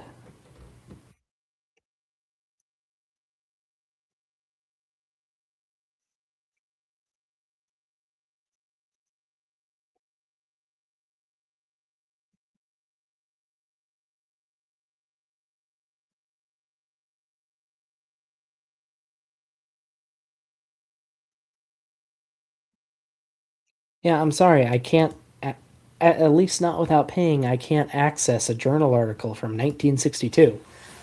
I don't know what this is referring to. I can't check his source right now. In other words, uniformitarian present processes. But as I showed you, the data indicates a radically different climate. That I believe that the uniformitarian scientists are clueless because of their Sorry, paradigm. I gotta go back. What was he They got saying? major problems. And here's a little quote by a uniformitarian scientist in the journal Science. He said the woolly mammoth data can be adequately explained by the everyday processes which we can observe around us. In other words, uniformitarian present processes. But as I showed you, the data indicates a radically different climate. That I believe that the uniformitarian scientists are clueless because of their paradigm. Okay. Okay, first off, Michael, your quote means nothing because there's no context. There's no context for that. Second, you are the one condensing several 100,000 years of history over a continent into an itty bitty selection of time. You are the one doing that and then saying it doesn't make sense. I don't think we're the problem here, Michael. Now, when you say uniformitarian scientists, you're talking about an evolutionary worldview, old Earth, billions of years, Yes. no global flood. And if you Yes. don't have the global flood, you're going, the data doesn't add up. We can't, under normal conditions, this doesn't happen. You have to have a major catastrophe to start something or to do something. Exactly. To make what happen? To make animals die in a bog? No. You are looking at something normal and saying it must be fantastical. Then you're saying that the normal explanations don't make sense. You are creating your own problem and then saying it's our problem. And uniformitarianism especially focuses on present processes we see going on today to explain all the past, the rocks, the fossils. They can even tell you the paleoclimate based on the rocks and fossils. So You laugh at that, but we literally can't. Like, I don't get why he's laughing at that. That's what we do. That's what you can do. Like you do for any modern environment. Forests produce different soil, leave different seeds, leave different root fossils. I don't think he even knows root fossils are a thing, and leave different isotopic signatures in the dirt. Then grasslands, then taiga, then rainforests. All of them are different and leave us clues as to the climate. The field of paleoclimatology does not care about your giggles, Michael. Anyway, yes, I think they're clueless, and but the data indicates a radically different environment. So they really have three main problems. Thank you, Michael, for your opinion. Unfortunately, your opinion means nothing. Why live in Siberia in the first place? Okay, so problems with uniformitarians. Why would things live in Siberia? Because there was stuff for them to eat and they could survive. That's why they would live there. Mammoths could live them near round. Plenty of other grazing animals could probably migrate because they do that today. We see this today in Africa. We have we have many large mammals that regularly migrate hundreds or thousands of miles in search of food. Like, it's just a thing that happens. Animals migrate, animals look for food. Yes, the winters would be super dark, but in the summers they can get by. And mammoths are well evolved enough and big enough to stay there year round. And a big part of that is, yes, the grass might be dead and covered in snow during the winter. Do you know what mammoths have on their face that might help them get to the grass under the snow? Tusks. Big old tusks that they can just swipe snow away with. And we know they did this because they have markings on their tusks from doing it their entire lives. Old mammoths will have grooves carved into their tusks from swiping snow and ice away from grass to eat. We know this. Even if it was a little warmer or a little colder, which they sometimes will admit. Winters today are bitterly cold and dark, and it's a marshland in the summer. How would they get around in a marshland? Imagine millions. They did. Modern animals do too, because while most of the large bodied mammals went extinct at the end of the Ice Age, not all of them did. Plenty of them are still around, and they make do. of them trying to negotiate a bogland. And then they got the problem of what to eat.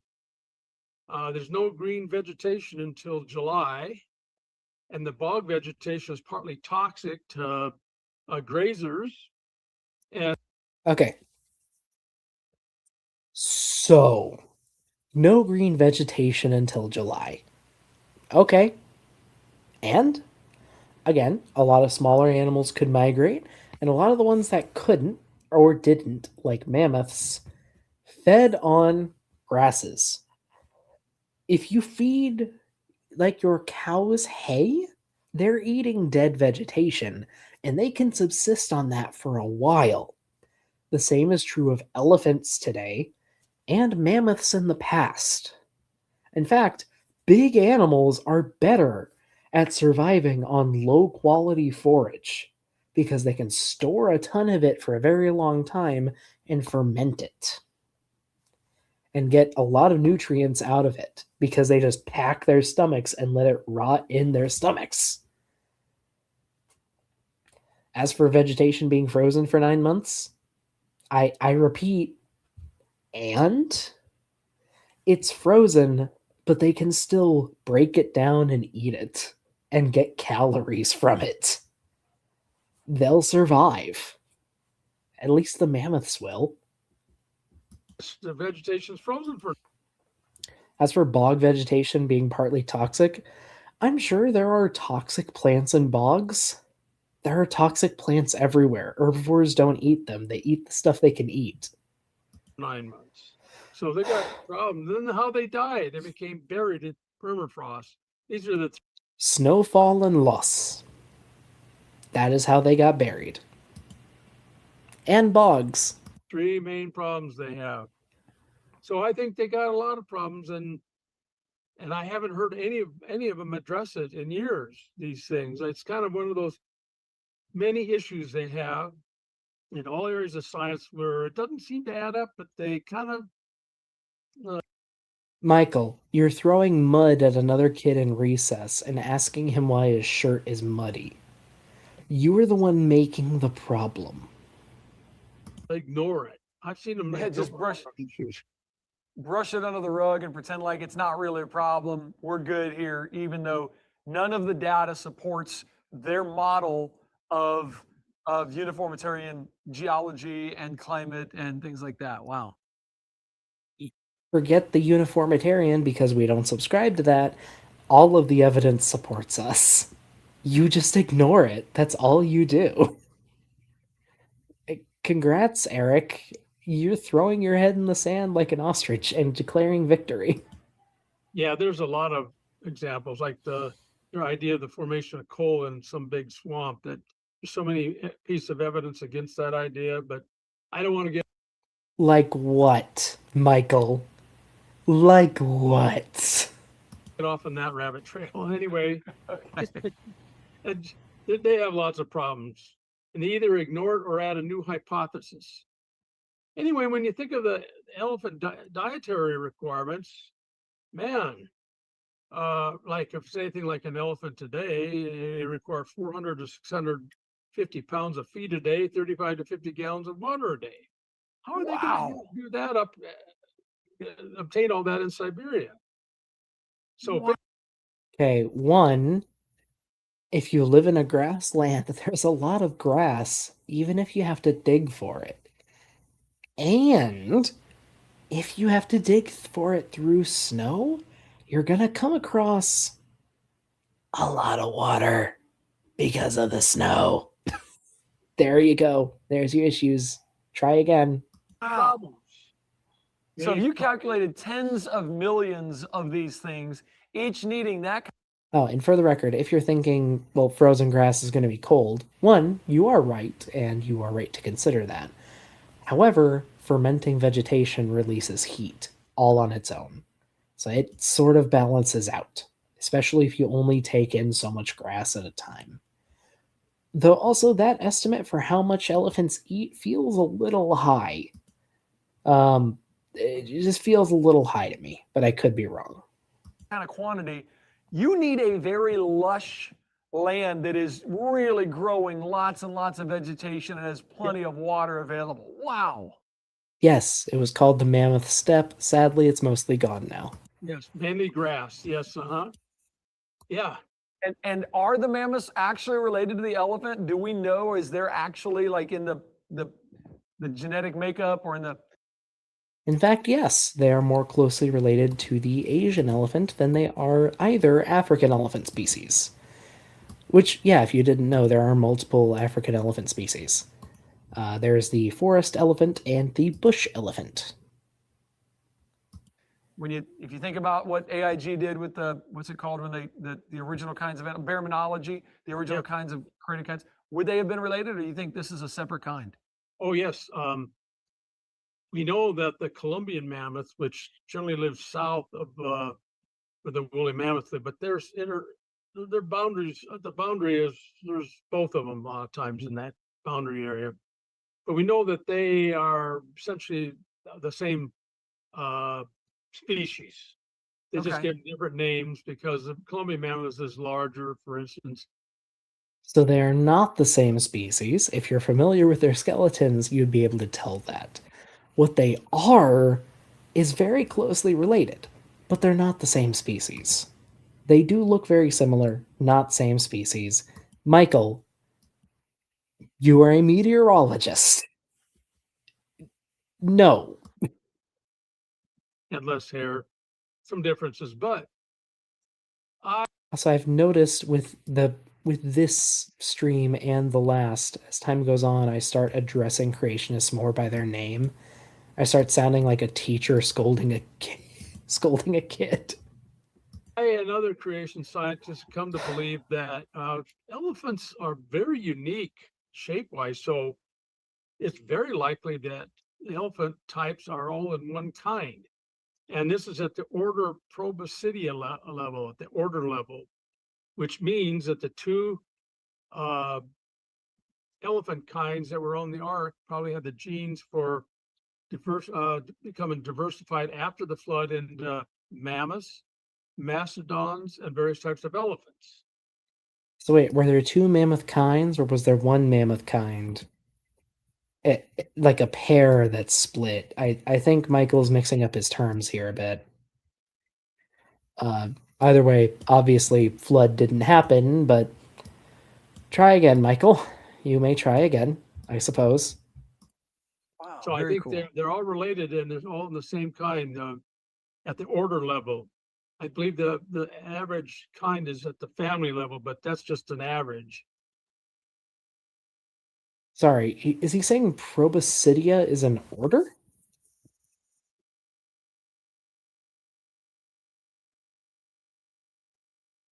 Oh, no, never mind. Proboscidea is an order. Sorry about that. The issue is, if you want to say Proboscidea is an order, there's a lot there's a lot of Proboscideans that you're gonna have to include in that group. Like a lot of them. I'm not sure you want to do that. Because if they all have to exist during the flood, that's a lot. That's a lot of them, buddy. That's a lot. But in the case of the elephant kind, I believe it's at the order level. And by the way, this has to do with their classification system, because they could have classified the elephants at the family level. Could have been, say, the order Proboscidea, could have been the family Proboscidea. So there's a lot of, I find, subjectivity in all this taxonomy stuff. So taxonomy is to a degree subjective. I will give him that. It is to a degree subjective. However, there's a reason why we place things in different categories. There's a reason why we place things at different ranks, broadly speaking. Families are going to be much less diverse than orders. And we can tell that some things are related while still being at least somewhat separated. We can tell that.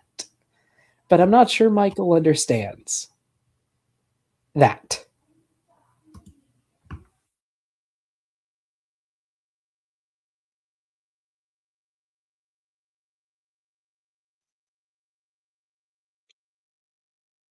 I'm gonna keep going. But That is very true. It's kind of it's man kind of looking at it going, let's throw this in here, let's throw that one there, and it's not a hard and fast rule there. And that by the way, that frustrates me, Mike. I don't know if this frustrates you. When people take our modern classification system and how we've classified and say, oh, the Bible doesn't know what it's talking about. That's classified as this, and this is classified as this. And I'm like, the Bible wasn't using our classification system. Anyway, that's a frustration for me. Yes, it's a lot of subjectivity in it all, I've found. And I've been investigating it for the last couple of years, off and on. I'm involved in a lot of projects, and that's just one. Okay, let's go on. Here's a quote from some Russian experts. He said, there would be. Again, there is a degree of subjectivity, but the divisions are still real, and they can't really be discounted. We also do have a decent understanding of variation within modern species that we can compare to past species, and sometimes new things just fall out of the range of variation for established species. And you can't really wordplay your way out of that like they are wont to do. Anyway, what was this, Russian experts? Here's a quote from some Russian experts.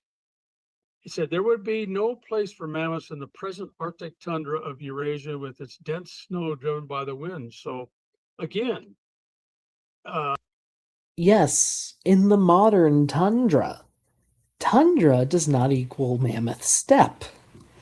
Both are cold, but they are different environments. And yeah, woolly mammoths wouldn't be able to survive in the modern tundra, more likely than not. I don't think it would be too cold, but there wouldn't be enough food for them. So they would starve, at least without human help. They couldn't live there today. So the uniformitarians have a lot of problems explaining this. Anyway, what about us? What about creation scientists? And here's the options, and I'm only going to go through A and C. And we start with A. Well, the idea of a quick freeze early in the flood is you got mammoths peacefully eating grass and buttercups. Why buttercups? Well, buttercups are found in their mouths and stomach, so people kind of play on that. Buttercups grow in Siberia today. So I was going to ask, what kind of climate did buttercups grow in?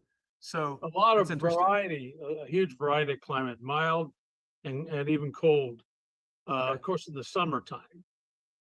And then suddenly they froze instantly down to minus 150 degrees centigrade. And that's the belief. And that is pulling from some creationist sources there. Okay, so the specific mammoth they're talking about here is the one that they've brought up. He's brought up before. I think he's going to say the name again. It's like the Barisov.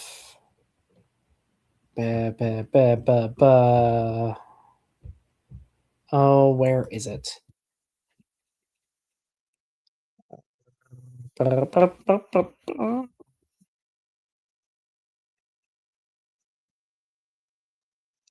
Sorry, I think it's like Barisov. Berezovka. The Berezovka mammoth. Ovka mammoth.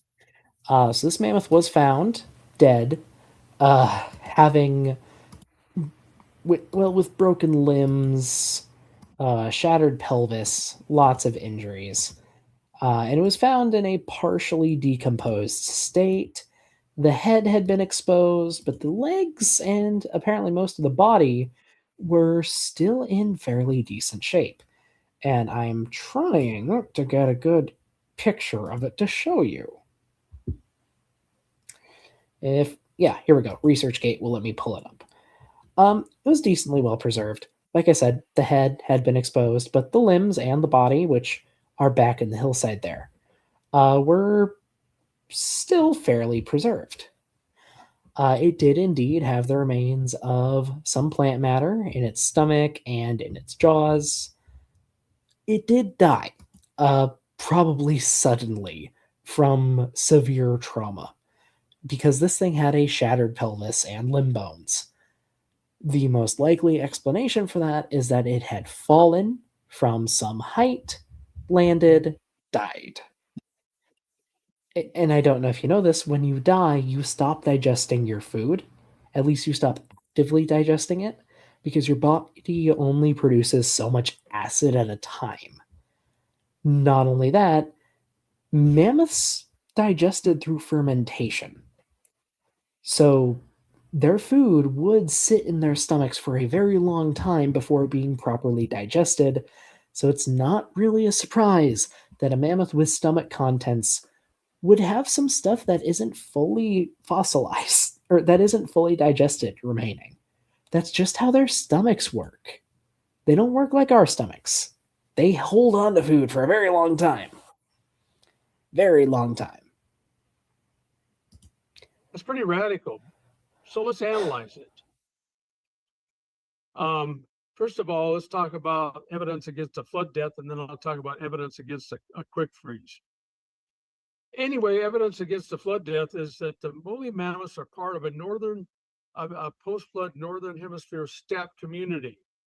A wide variety of mammals, like I said, 40 of them in Siberia and Alaska.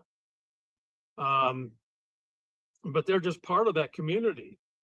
And so why would that be a flood scenario? They're generally absent in glaciated areas. So that gives you a hint that maybe they're associated with the Ice Age. They're also drawn on cave walls in the Ural Mountains. and as well as caves in Europe. And so, caves are post-flood, obviously, and so they must have seen mammoths. And so that's evidence that, hey, they lived during the Ice Age. Also in Northwest Siberia, their bones are found on top of glacial till. That's the glacial debris left over after the ice melts, and so that's where you find them in Northwest Siberia. And if they died in the Okay. So, flood, they'd be at and early in the flood, by some exotic mechanism, they would be at the bottom of the sedimentary layers. Okay. So, okay.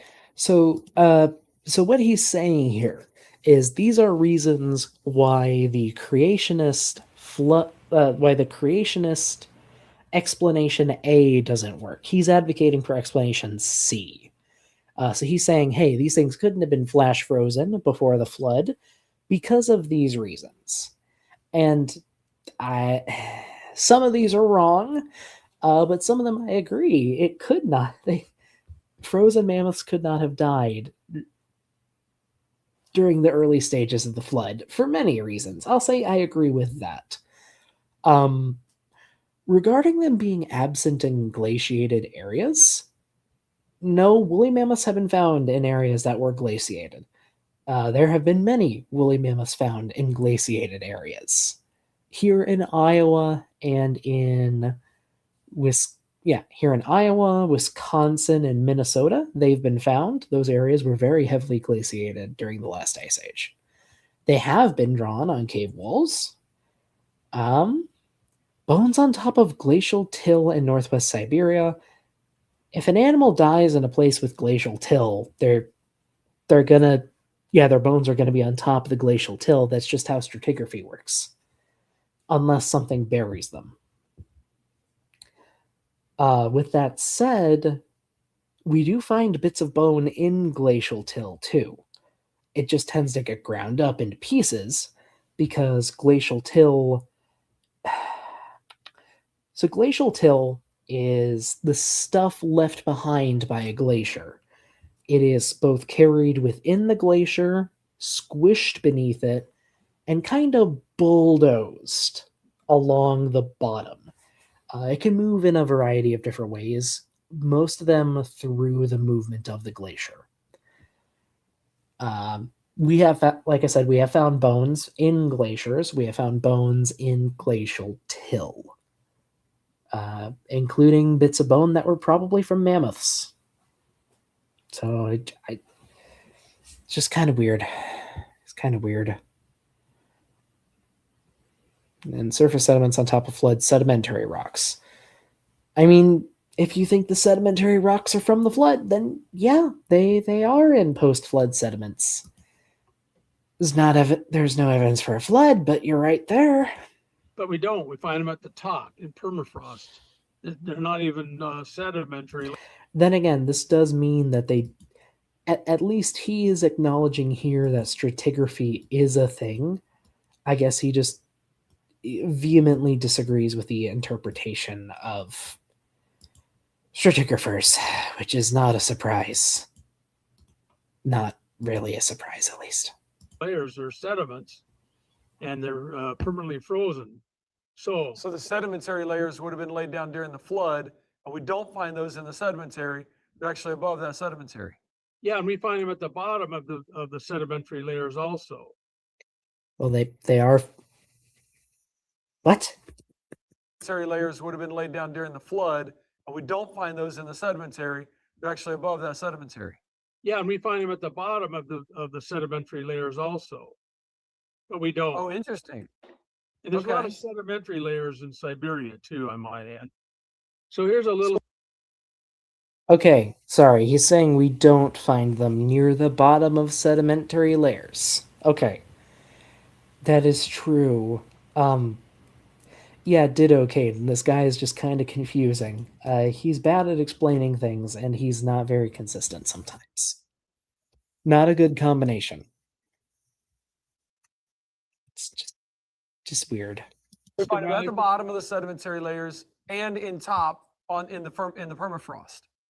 No, if it was just from early in the flood, they would be at the bottom of the sedimentary Oh, layers only. See, even Eric's getting confused. Even Eric is getting confused here. I got you. And we don't only find them there. We don't find them down there. We find them after the sedimentary layers are all put down. We're finding them in the soil above the sedimentary layers. Got it. So, and here's the distribution of woolly mammoths. That's the red area. And they're not found in areas where the I think some of those are a little far south, but otherwise it looks okay. ice occurred in central and northeast Canada, Greenland, of course, and in northern Scandinavia. With that said, those glaciers, well, what I'm guessing the ice is glaciers. Those are way too far north. The red, well, some of the red at least would be a good map for where the glaciers went. A little far south for that, but not by much. Well, Europe over here being an exception. Yeah. So they're found all over the northern hemisphere. So this is indication that they're associated with the ice age. Oh, fun fact, he didn't show there being mammoths in Japan, but I think there have been. Have there been? Uh,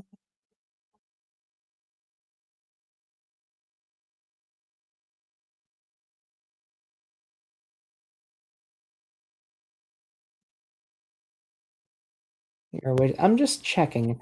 I think mammoths have been found in Japan. Yes. Yes, there have been woolly mammoths discovered in Japan. That's pretty interesting. So Japan should have been red there on his map, but it wasn't. Yeah, kind of neat. The idea of a quick freeze, whether we're talking about early in the flood or at the end of the ice age, there's evidence against that. Mainly the idea of a quick freeze is that they're all frozen suddenly. There should be millions of these carcasses around, but there aren't. That's There's true. a small number. In fact, there's less than 100 carcasses found in the permafrost. And a carcass is defined as even any scrap of flesh. So a lot of these carcasses are just partial. There's some whole, there's maybe 2 dozen that are fairly whole. But that's small. I mean, you should see millions of. I don't know the exact numbers on that, but that's probably somewhat accurate.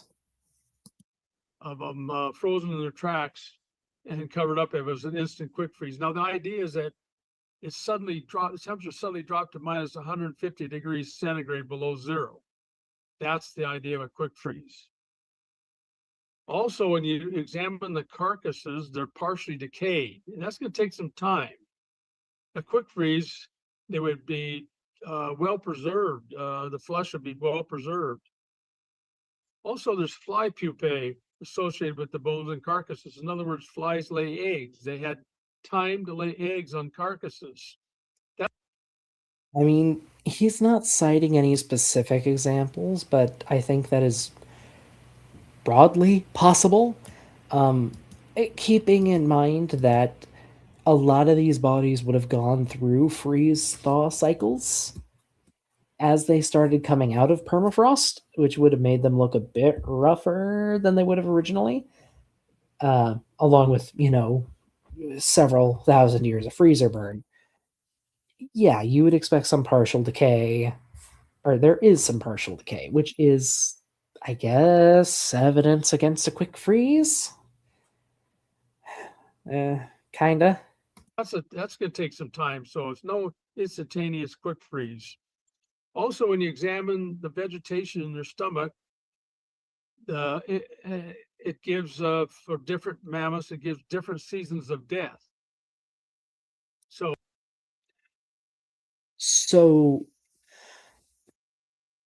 you acknowledge that there are different seasons now in the environment, because this whole presentation, Michael, you've been railing against the idea of there being multiple seasons or multiple different environments preserved over time, but now you're acknowledging it. That's so weird, Michael. It's not very consistent of you, Michael. Well, that's not an instantaneous quick freeze at one particular hour. Also, we find stomach contents in partially preserved U.S. mastodons.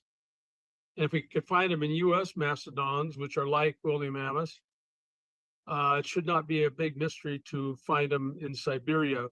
And no one suggests a quick freeze for these mastodons in the U.S. I'm not familiar with what he's talking about here, but I wouldn't be surprised, I guess. Let's see.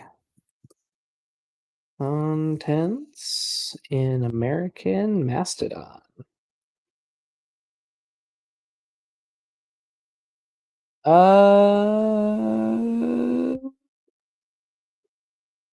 Doop.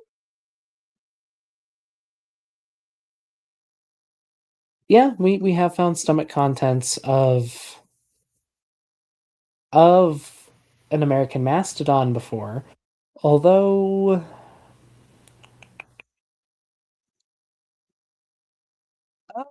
it does not appear to be a mummy, I will say that. But we do have stomach contents, which is not a surprise. These things were herbivores, so especially if they ate like tougher or woody material, it's not at all surprising that some stuff might have survived. And mastodons in general seem to have preferred to eat woody stuff. Their teeth were especially well built for it. So some pretty good evidence against the quick freeze. Yeah, because I had assumed that most of them were found inside. First of all, I thought it was glacial ice.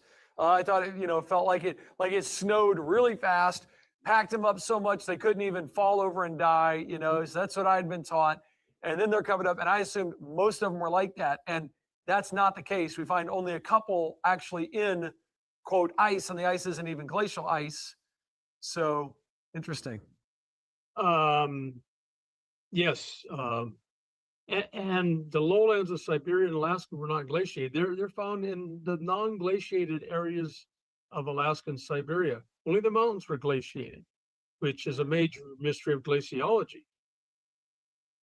So to that, I'm just gonna raise this map of ice sheet coverage that covers basically the entirety of the coast of Russia.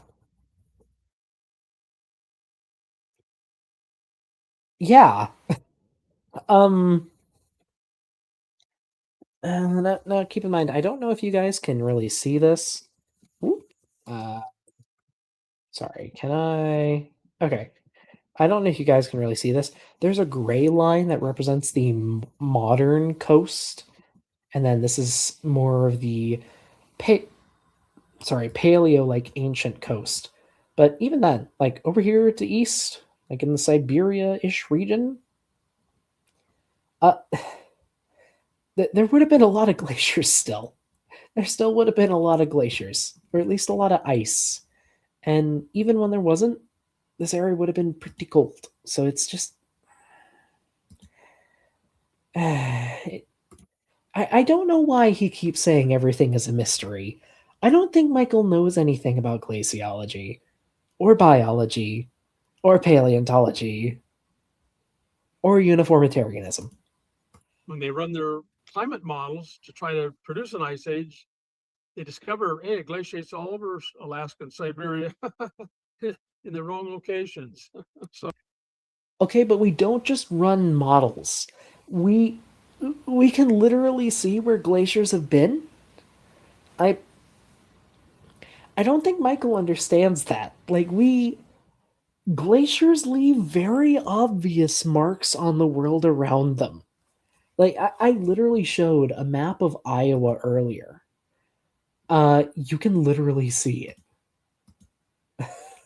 Like I'll pull it up again. You can literally see the marks that glaciers leave on a landscape. If you ever go there and do a sediment core, you will find glacial till. You will find bogs that settled on top of the glacial till because glacial till is super good at retaining water on the surface. It doesn't like to soak it up. So the environment gets very boggy. We have these rivers and streams that have been flowing out of these areas for thousands of years now, carving out the surrounding landscape. It's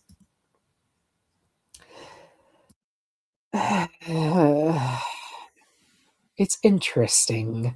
Let us say it's interesting. And you don't even have to get this big scale. Valley. We know how to tell if a valley was carved by a glacier or if it was carved by a river. Glaciers will form these big U shapes. Let me try to get an actual picture. So here's a glacier. Here is a glacier in Antarctica, looks like. Ooh, here's a perfect one. So as glaciers carve through valleys, they produce these really wide U-shaped bowls. And those last for a super long time. They're super easy to see. And again, you do a sediment core in the middle of the valley that it leaves behind, and you're going to get glacial till, which is very distinctive because glaciers produce a fairly unique type of sediment, which Michael would know if he knew anything about sedimentology. But he doesn't know that. They definitely got something wrong there. Wow. Yeah. Okay. I've talked about there. It was not a quick freeze early in the flood. What about a slow to moderate freeze at the end of the post-flood rapid ice age? Is that a good hypothesis? Well, hey, before you go there, because I have a feeling you really like this model. My problem is I'm already at the half hour mark and I got to let social media go. Guys, I'm so sorry. Please come over to creationtoday.org. You can come to creationtoday.org and watch the rest of this show.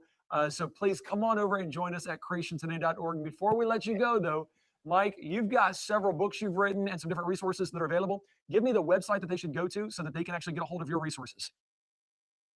Okay, so for the rest of the stream, well, the rest of the video, they just kind of shill out their products.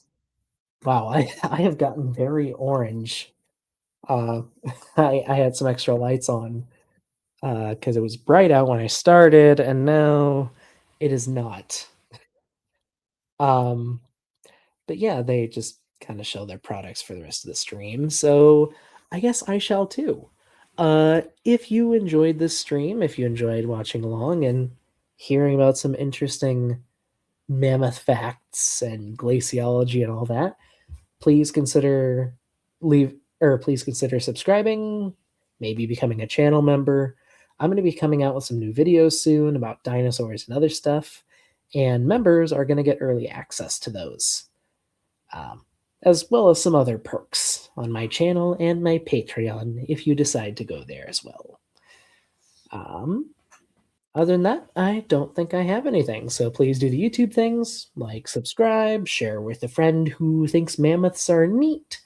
We did talk about a lot of neat mammoth facts, kind of related to the video, went on a few tangents. Yeah, had a good time. I had a good time. I hope you guys did too, barring the technical difficulties. I'll see you soon.